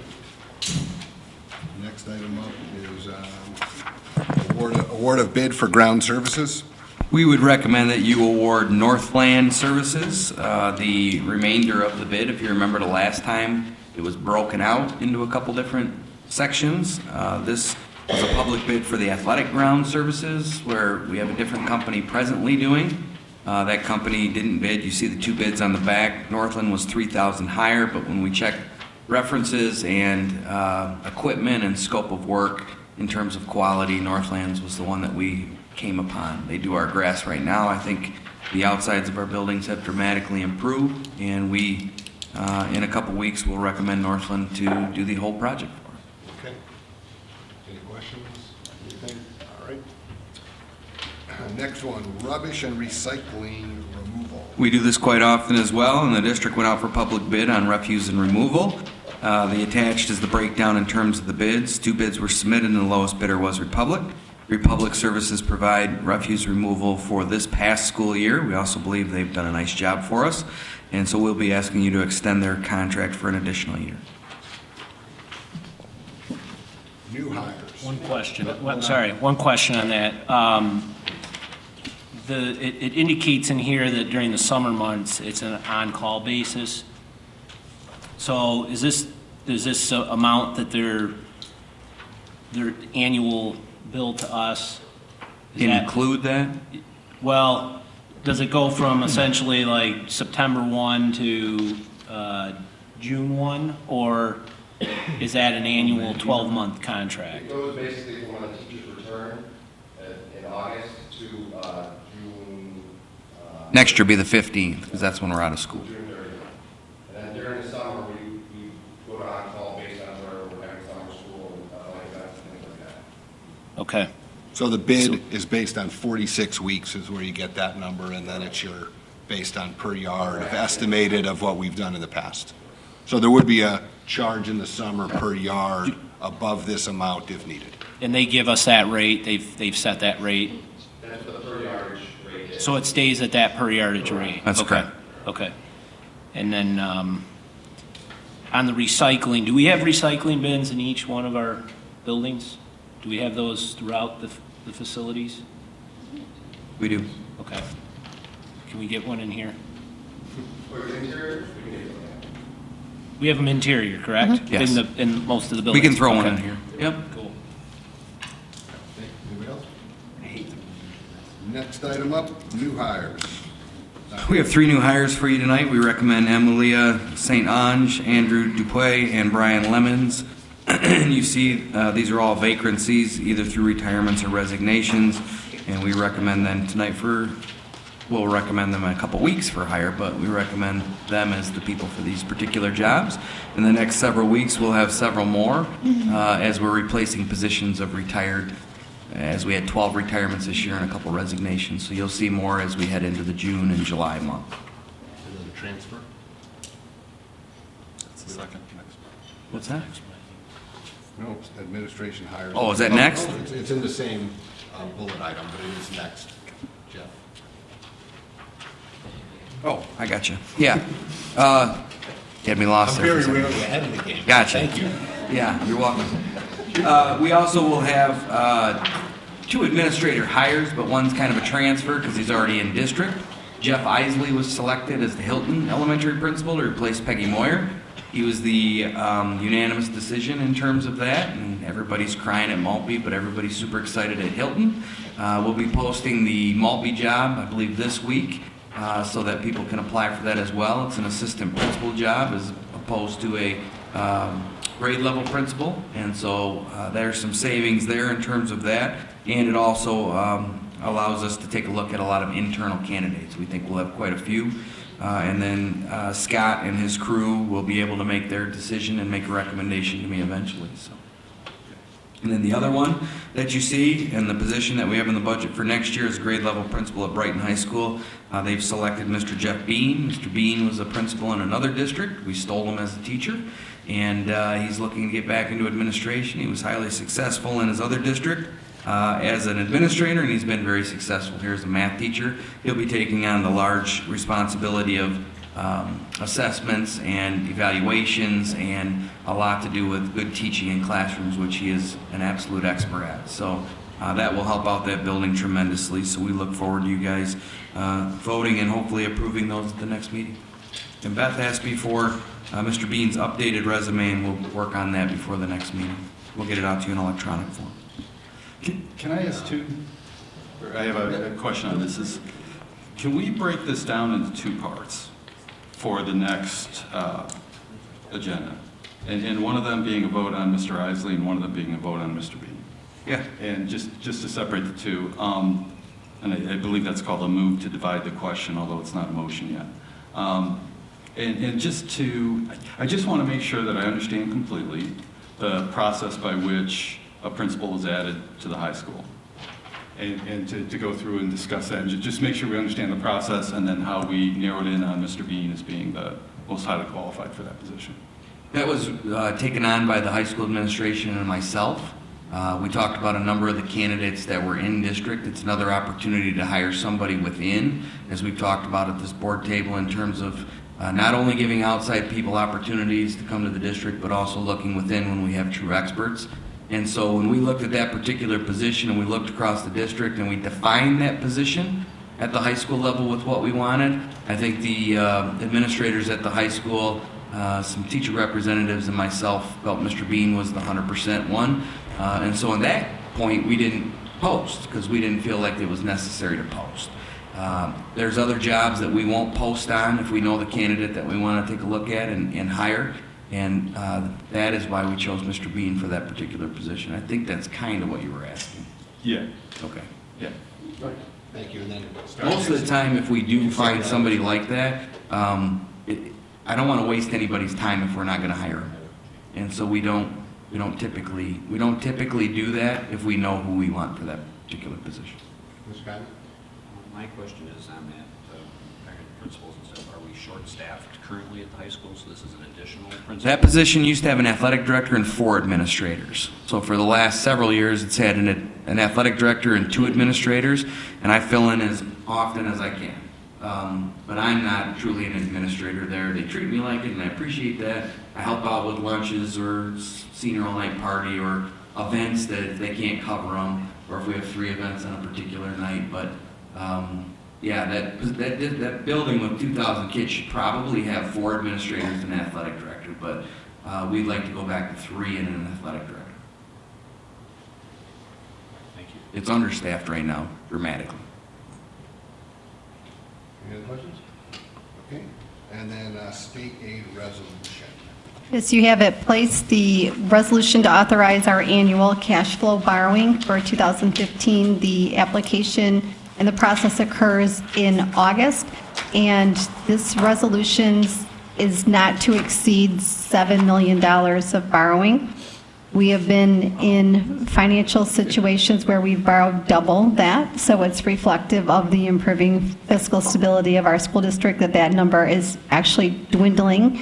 And this may be possibly our last one. I'm contemplating maybe in the 16-17 school year, just getting a line of credit with our local bank so that we can just get what we need rather than having to decide in June what we will need in August. So just to let you know, we're in great shape financially.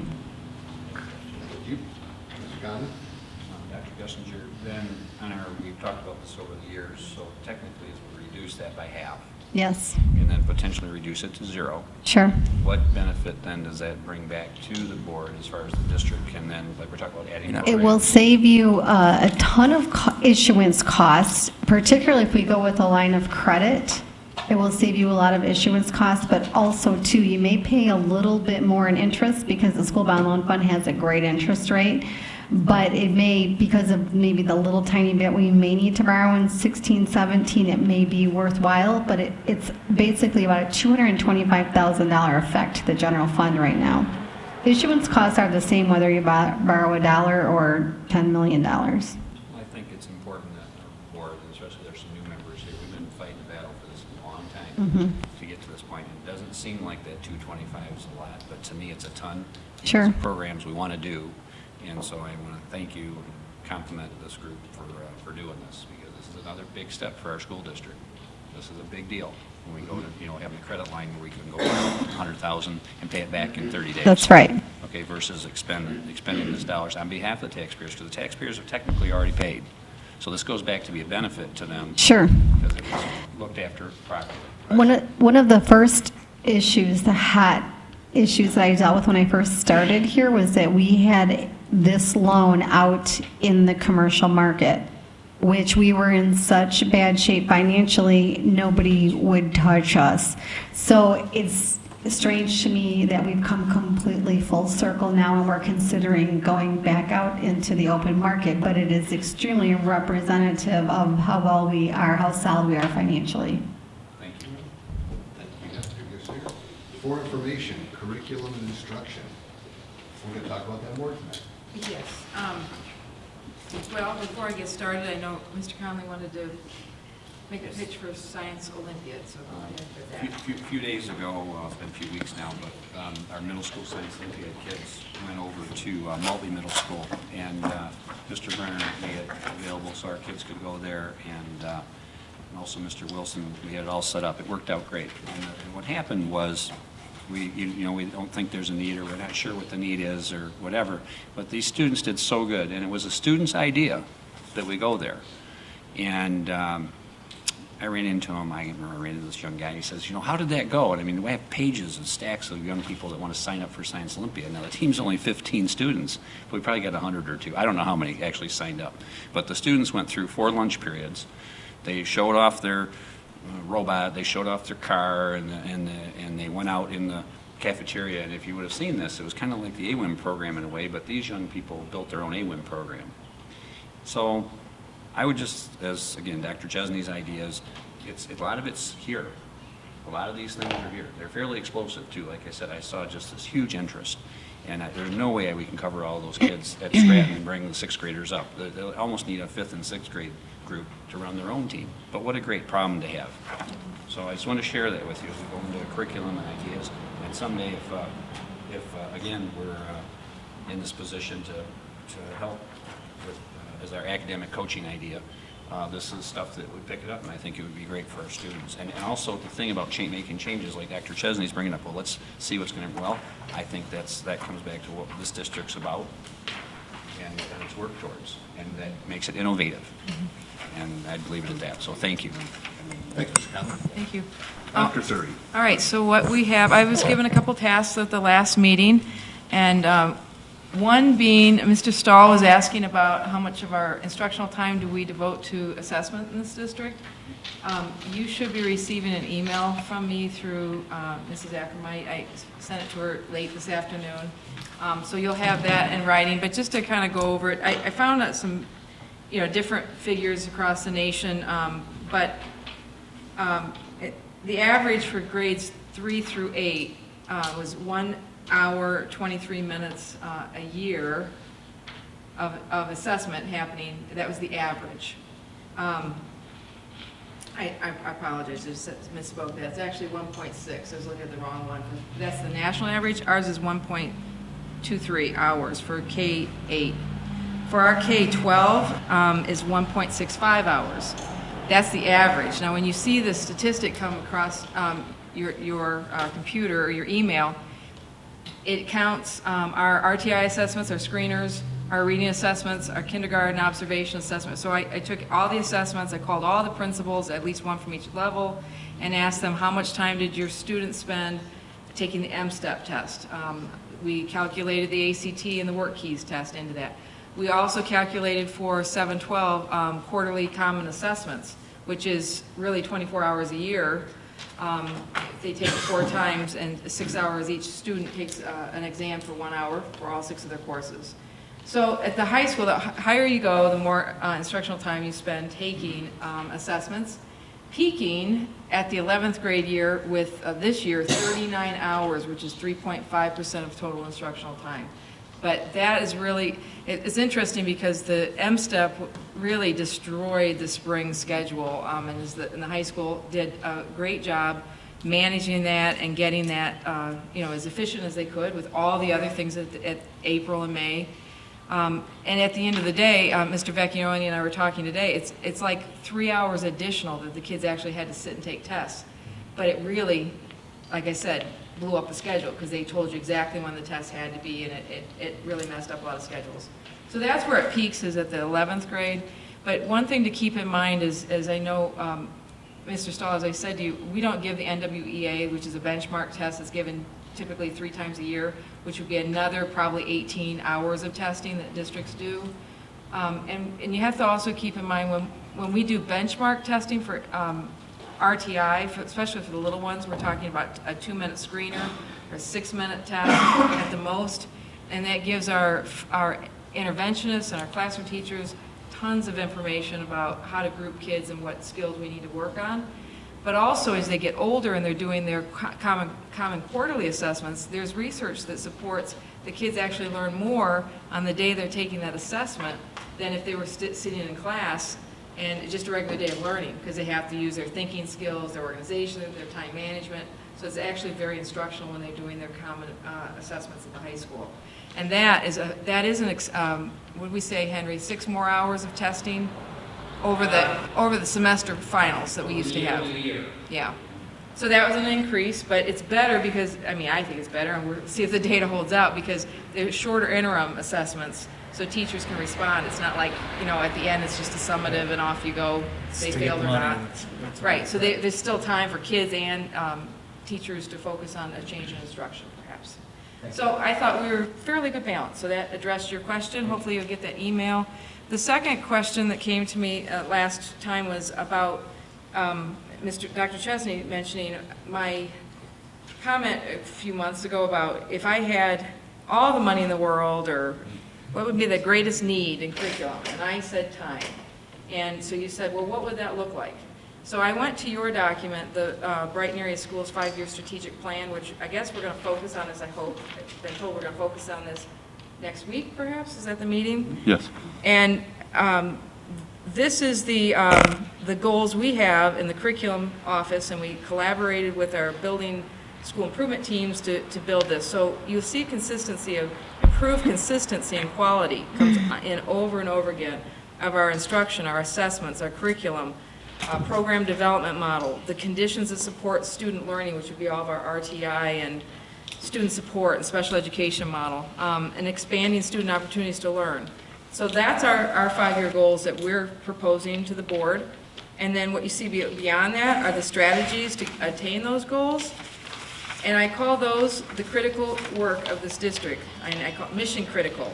And these are the things, in the old days, we had a lot of PD time that was, and I mean like 3 years ago, and the state of Michigan allowed us to count 38 hours of PD towards our instructional hours.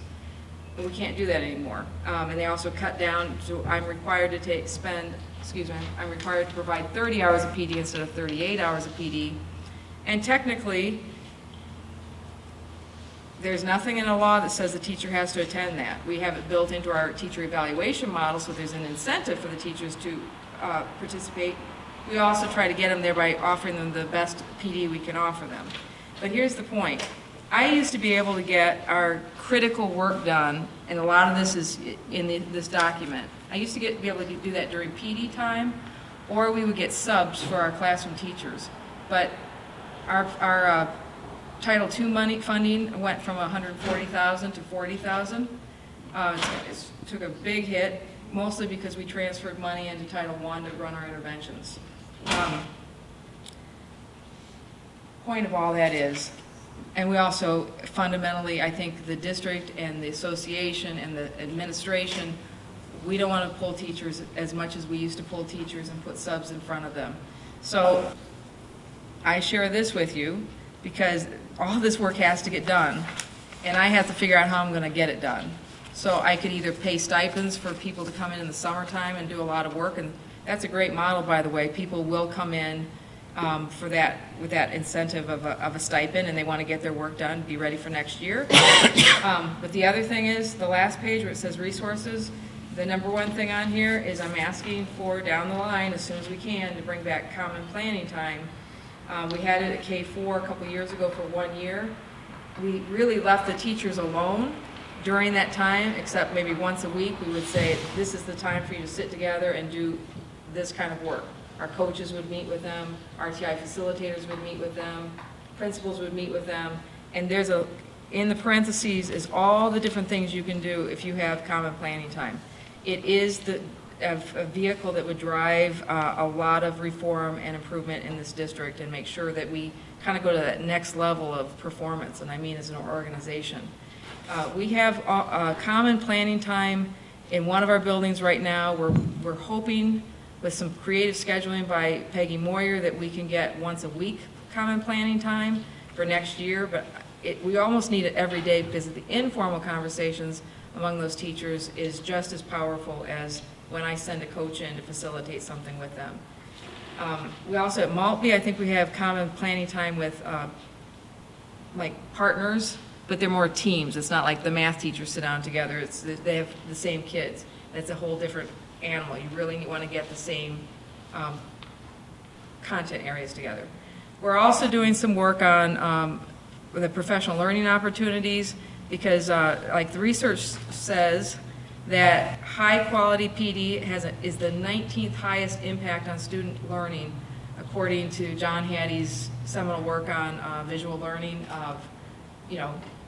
His analysis looked at what makes the biggest impact on learning, and this comes in number 19 out of, in my memory, 80, 90 initiatives.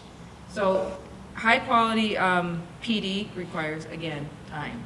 So I'm going to have to, you asked me what I would do with it, the PD. And also the third thing on there, intervention time. For whether it's educational assistants, our resource teachers, we have a new special education model that they've worked very hard on and they're rolling out for next year. That's going to require time for those teachers to work with the students, targeting the needs the best without cutting into core instructional time. So that's in a nutshell, but like I said, next week, we could go over all of these things one by one. And we'll be able to build that into our strategic planning next Thursday night then? Yes. Okay. Thank you so much. Thank you, Dr. I just have a question for Dr. Suri. When we meet next week, would you please inform us or tell us how you get the common planning time at the schools that have it? I mean, it used to be there were 4 specials, and everybody had a special. If there are 4 teachers in a grade level, you each had a special at the same time, so that gave you common planning time. But I don't know how it's done now or how it's done in the buildings, and I'd like that information. I'll bring it for you. Thank you. Thank you, Dr. Suri. Finance. Dr. Yes, you have in your packet the bills of May 22nd through the 29th of 2015. Also, my business office consultant has resigned. She's going to work for the Michigan Association of School Administrators. Just to give you a little history of how my department is run, we, in the past, have had a $30 million budget with 8 people managing that. We currently have a $60 million budget with 4 people managing that. It has worked because we have used what I refer to as a Band-Aid approach to make sure that everything gets done appropriately and our business office consultant was highly skilled and had years and years of experience in school finance. So we can take this in one of two directions. I can go back out and see if I can find a retired former school business official that may be willing to come in and help us a few days a week, or we can return to a sort of semi-format of the way things used to be, where we have this position filled full-time. It was the director of accounting, and I believe that is the way to go because it provides stability to our department that we really have not had. And also, it is a great succession plan in the event that we transition off of current administration. And so I am asking the board for the permission to hire a director of accounting to replace my business office consultant. Cost. It is a BASA position. It is in their handbook, and it is currently at $84,223, and that is without salary and benefits Our present person makes 60. as a contract. Wait, that's without salary and, That is the salary. that is the salary? That's the salary. Okay. Plus 40,000. Right, At 40,000. Okay. The cost of the position. right. Exactly. I'm learning.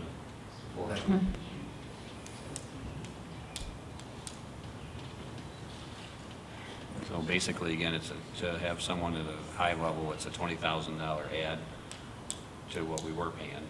We were already paying 60-something, right? Plus Well, benefits. this person would not be anywhere near as skilled as our business office consultant. This would be sort of a groomer position, a position that provides stability to the department and acts as a backup, which we don't have right now. How many days does the consultant work? 3 days a week. Okay, and this is full-time. This would be full-time. They would be a salaried employee on our payroll. That's the difference in cost. If Cheryl was working 2 more days, she'd cost the exact same as this position. Was that included in the budget you gave us tonight? The 60,000 was. Yes, this, because we didn't know she was going to resign when I created the budget. So as a CPA, a doctorate degree, and a $60 million budget, you need how many people to administer that? Right now, we currently have 4 people. We'd still have 4. Yes, we would still have, well, we'd have, You'd have 4 because you're swapping out Cheryl for somebody else. It's actually more like 3.6. well, I don't consider myself full-time because I'm over at community ed a few days a week. So between her and I, we make a full-time person. So when you count her, myself, the person that pays the bills, the person that runs the benefits, and remember, the Affordable Care Act is in our lap right now, and the person that runs the payroll. If this is not the pleasure of the board, I can look for someone who has the credentials that we have. I think it's somewhat of an unstable model, but it's up to the board.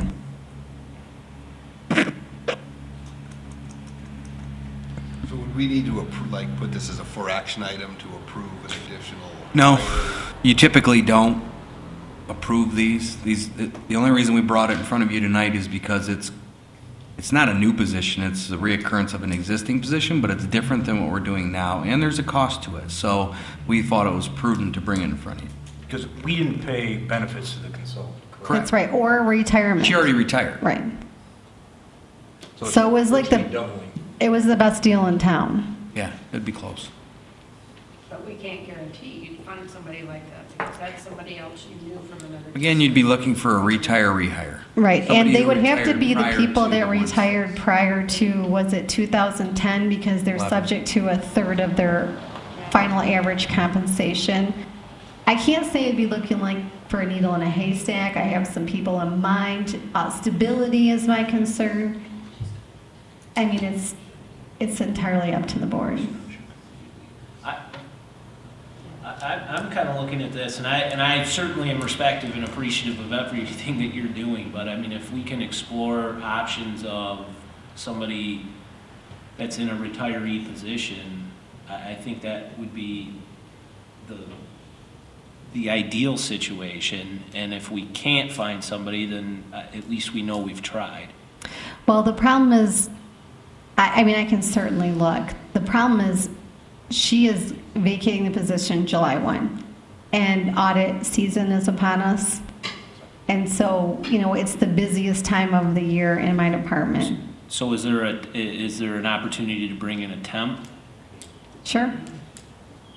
I can look around for a temp. I do have a couple people in mind that I know that are retired. I don't know if they want to come back to work. No, I understand. I mean, I guess from a July 1 perspective, if we can get a temp in place for the, you know, at least the next month or two, that would be a stopgap. And if we can find somebody that's in a retiree position, that. I mean, what I usually That'd be find ideal. is people that say, well, I can come and help you if you have special projects, but I really like my duck hunting and, you know, so really to have somebody there is second in command in case the bank account's overdrawn or, you know, that kind of stuff. It's a slippery slope, but it's not impossible. We've been band-aiding this situation together for the past 5 years because of the uniqueness of this individual. I guess I'm looking at this from the perspective too of, you know, maybe this warrants further discussion in some of our strategic planning to identify what the long-term costs are going to be for what we really need in this position. So I'm cautious. The reason I'm so hesitant and cautious with this is more along the lines of making sure that we're setting a structure in place that's going to be appropriate to meet our needs in the long term. That's what Marie's telling you. No, I know that, but Right. I don't want to sit here tonight and say approve this position and then without giving it some further thought in their strategic planning. So is it the right time to get community ed filled and put you back here so we're not missing you a day a week or two? Is it something, no? I mean, The because- problem is, no matter how we slice it, there has to be two of us, because if I'm not available, or, you know, there's a lot of emergencies that, banking issues in particular, that she manages. So if I'm not available, you need somebody else. But that's an $80,000 or $120,000 cost to the district for someone to manage the banking side of things? Well, actually, they manage the audit. They will work on the grants directly with Laura. They manage the Bulletin 1022 property tax collections. They file the Medicaid quarterly reports. They prepare the district's 2 reports annually. It's an SE 4094 and an SE 4096. They prepare all bank reconciliations. They manage the cash flow projections and do this application with our attorneys. They prepare the FID and submit that to the state of Michigan, and the transparency reporting requirements on our website. So that was the things that she was doing. And again, she was really good. She could do 5 days of work, and she could do my job. We were lucky. There seems to be a kind of reasonable amount of discomfort at the board Sure. with this, just temporarily. So could we talk about, a couple things seem to be kind of pending. One is, you know, other potential temporary people that might be highly qualified. Yes. Just to either qualify them or disqualify them. You know, to make those phone calls or to do that. And then the other thing is to tie it in with, per Mr. Birchfield's suggestion, to tie it in with strategic planning and to think about, you know, just broadly, long-term, whether this position should be filled. So, and it's not a permanent delay, but it's like, let's wait until we get through this June 18th strategic planning, have further discussion, a little bit further research. Can I ask a quick question? Yeah. We won't vote on this, will we? I mean, we typically do not. So I guess my question is, couldn't you research it? And we could do an email chat here about this if you find that person. I wouldn't do an email check because you violate Open Meetings Act. All right. Especially if they're giving an opinion on what or what not to do. Remember, the only reason, 2 reasons we have this in front of you. One, it's a change, and it wasn't in the original budget. The reason it wasn't in the original budget is because we had already presented and had approved the original budget prior to us knowing she was getting this job. And so when we looked at how to fill this job, we started to think about the future of that particular department and the future of the department without Dr. Gistinger, because that's going to be a reality someday as well.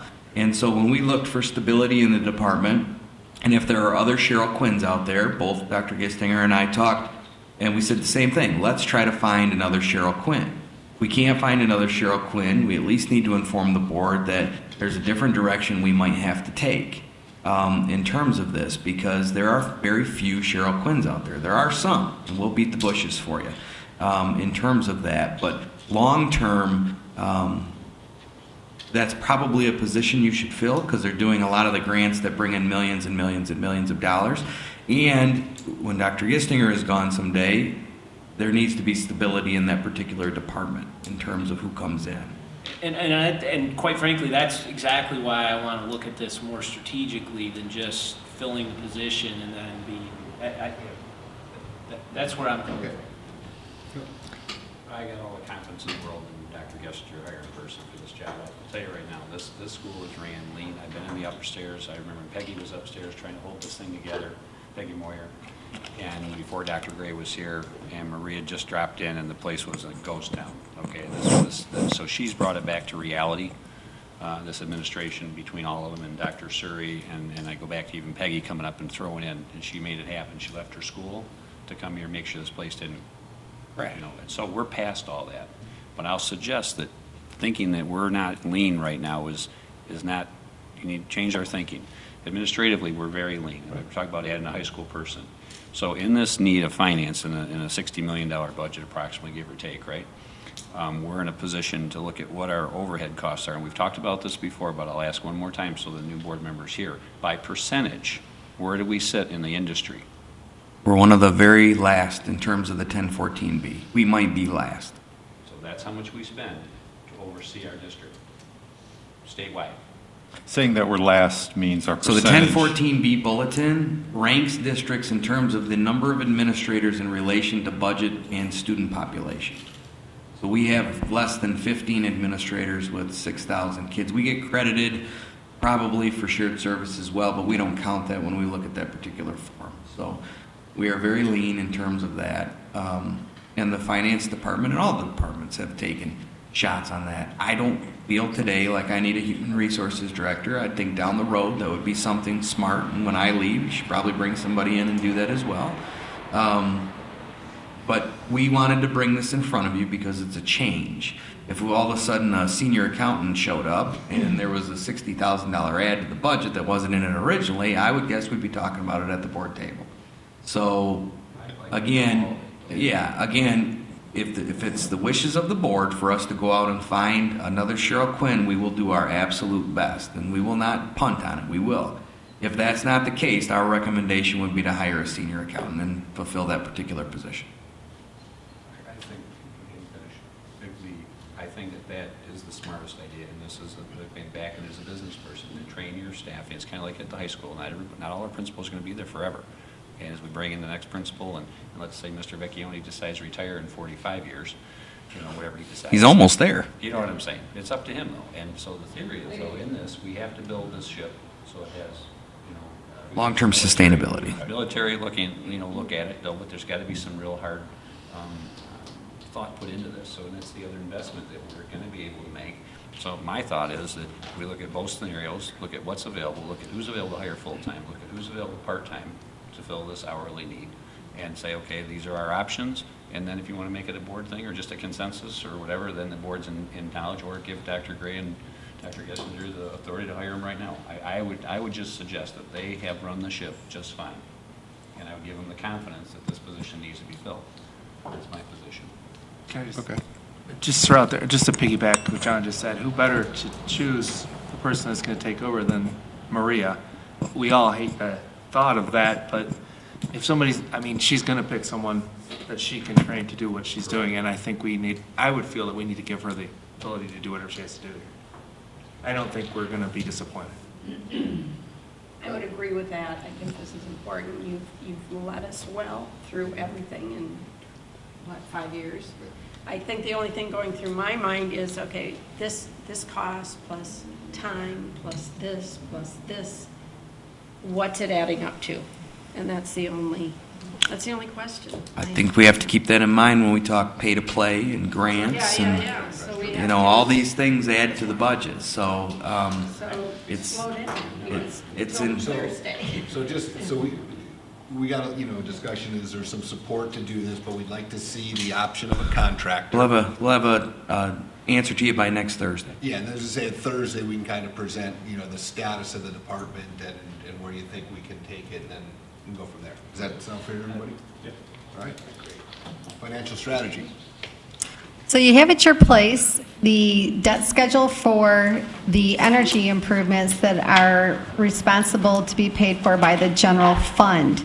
They are not callable until May of 2015. We are not in a position to call any of them, but investors need a 30-day notice. So you can see I've crossed off the first payment because we've made that.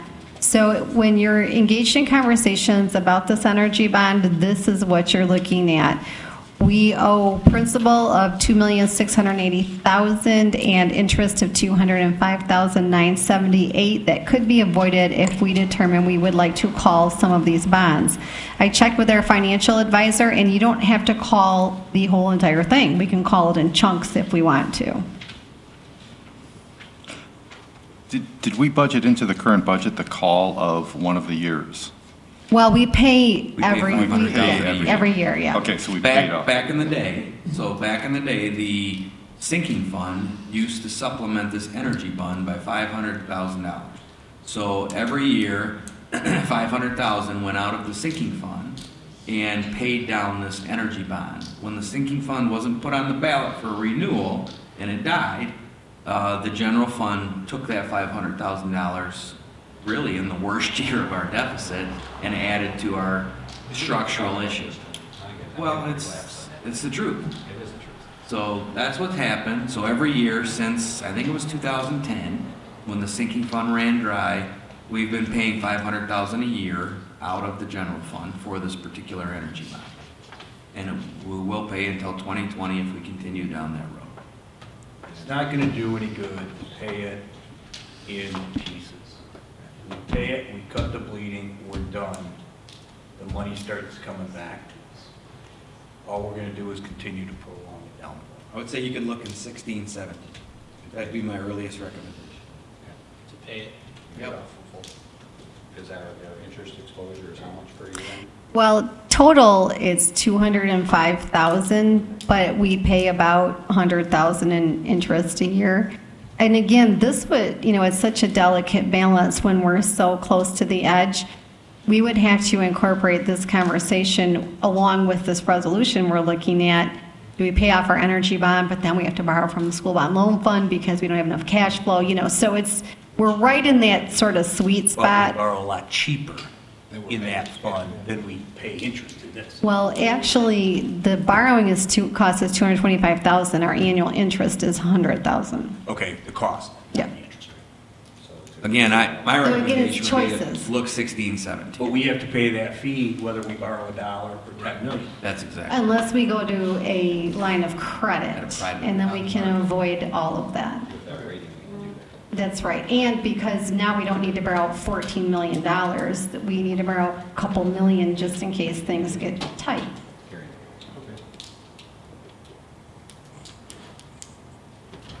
So my suggestion is, as we talk next year in January and we start to develop the budget, if this is a pressing item, I'd say develop it into the budget for the 16, 17 school year.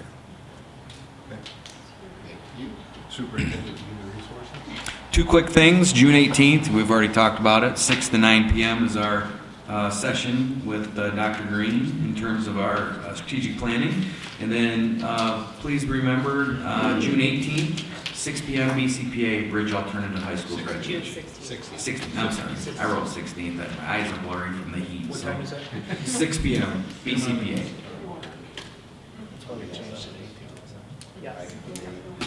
Bridge Alternative High School graduation. If you haven't been to one, it's really cool. Great event. That's all I have.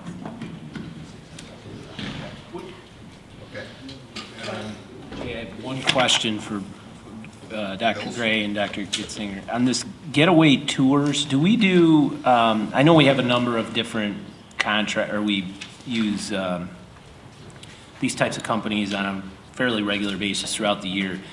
Have we gone to RFP on any of this, or is this just on an as-needed basis? As-needed basis. Okay. We do like a Cedar Point trip, a Stratford trip.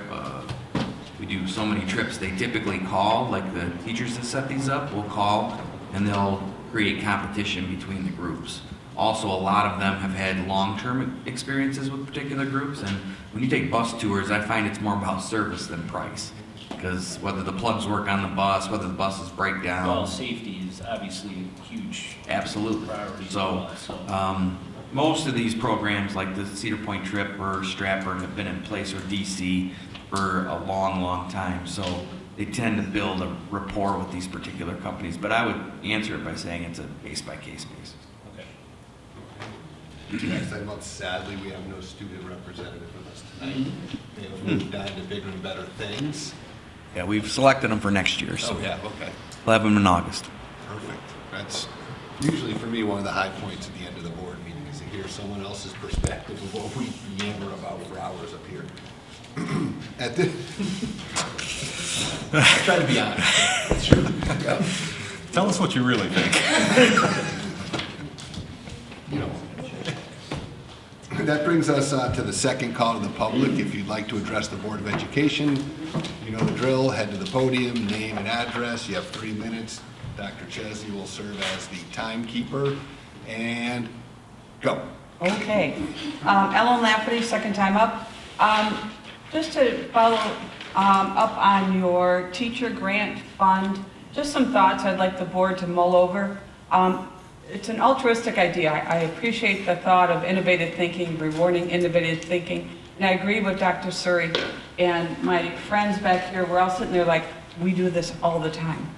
We do these things constantly, all the time. We're trying to come up with new ideas, what works and what doesn't work. So we share these all the time, and so I hate to have us go into any kind of a competition here, and what's a new idea and what's a idea I borrowed from my friend who teaches in Clarkson, who knows what. But not just that, we're still looking at things that are being restored now. We're looking at restoring, assistance in accounting. Now we're looking at restoring a high school principal, which is much needed right now.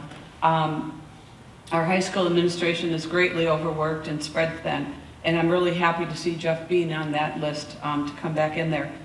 And so 5 years ago, we had this presentation of things that the board had to decide what was going to get cut. On that list was curriculum coordinators. We don't have them still to this day. And Dr. Suri has provided with our coaches, but they don't take the place of folks that prepare us for their state assessments, bring those practice classroom activities around for us. It's left to the building assessment coordinator to do that. We don't have that subject-specific person to do that. They order supplies for the departments. They coordinate the new curriculum for us. And granted, that's great for what the curriculum folks we have now for the younger grades. But we're talking all those departments at the high school. We have nobody.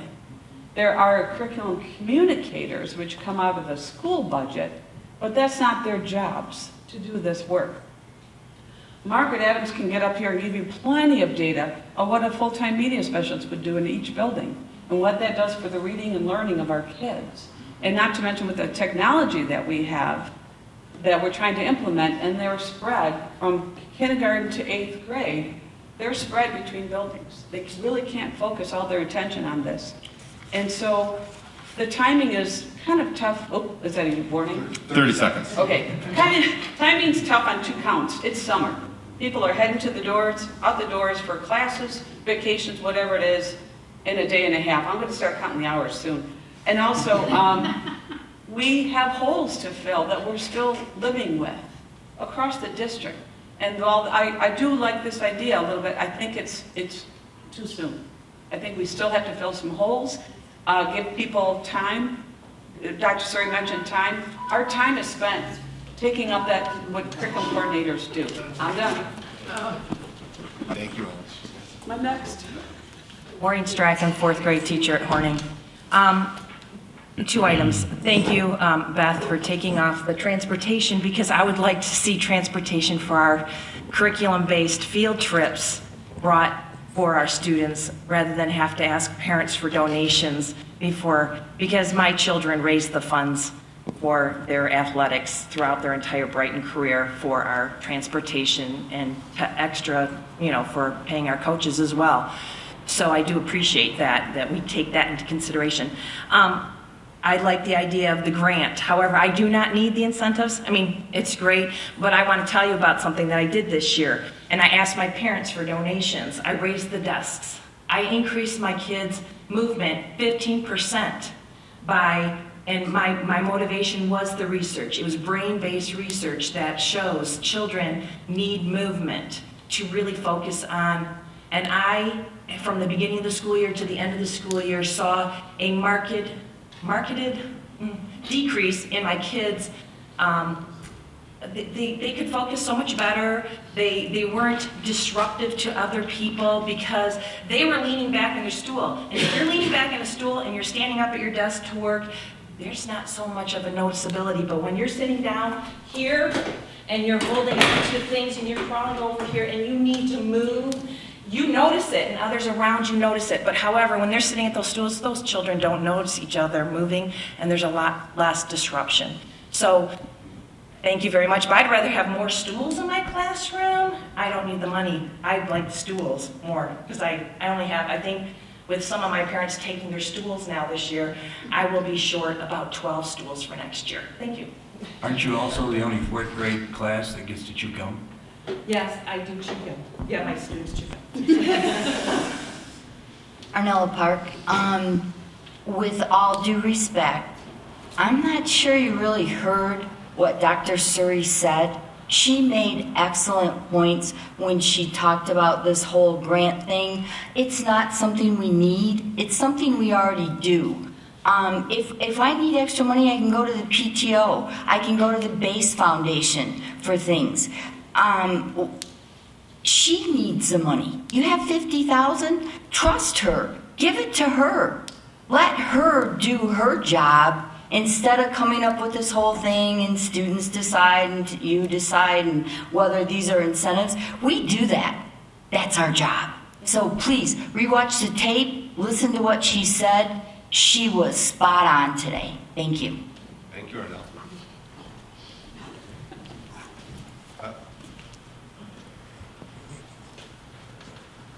I don't want to be the only one left out. Margaret Adams, and I'm the media specialist at Hilton and Spencer. Ellen, thank you, because that hits right on, and everybody knows how important that is, and eventually it will be nice to have the full-time media specialist back in the buildings to be able to accomplish that. My colleagues pretty much hit all the points I was going to hit. It's important to bring this to our kids. I understand wanting to raise that level, but we honestly already have some fantastic teachers with some fantastic ideas. I'm actually in Spencer on Thursdays where we have 30-minute Thursdays, and it is actually led by a teacher. She brings ideas to us, we bring ideas to her. We're hopefully changing the culture in the building. I mean, that's our profession. That's why we do this. We do this for our profession. I would love to see Dr. Survey get $50,000 or more to make our curriculum stronger. The curriculum coaches do a great job, and she came up with a very creative way to be able to get those coaches there because we lost our curriculum coordinators. Because of the years that we were in deficit, we made a lot of sacrifices. And the curriculum coaches have been cut at all levels, K-12. There are no coaches, or not coaches, but coordinators, K-12. Dr. Suri is one person. When I started teaching, we had 2 people in the curriculum office. We had curriculum coordinators at every level.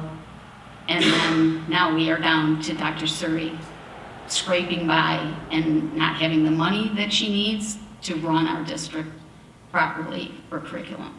So if we have $50,000 to offer this grant, Now, to me, a grant is outside money, so the fact that we're talking about grant coming out of our general fund, that kind of scares me. The Base Foundation in Brighton, I used to be on it, used to offer teachers, they have a different focus now, I believe, but they used to offer teachers grants for innovative things in their classrooms. We need to be looking to see if that outside funding source is there for this idea and not from our internal funds that we're already scraping by. And yes, would I love to see it?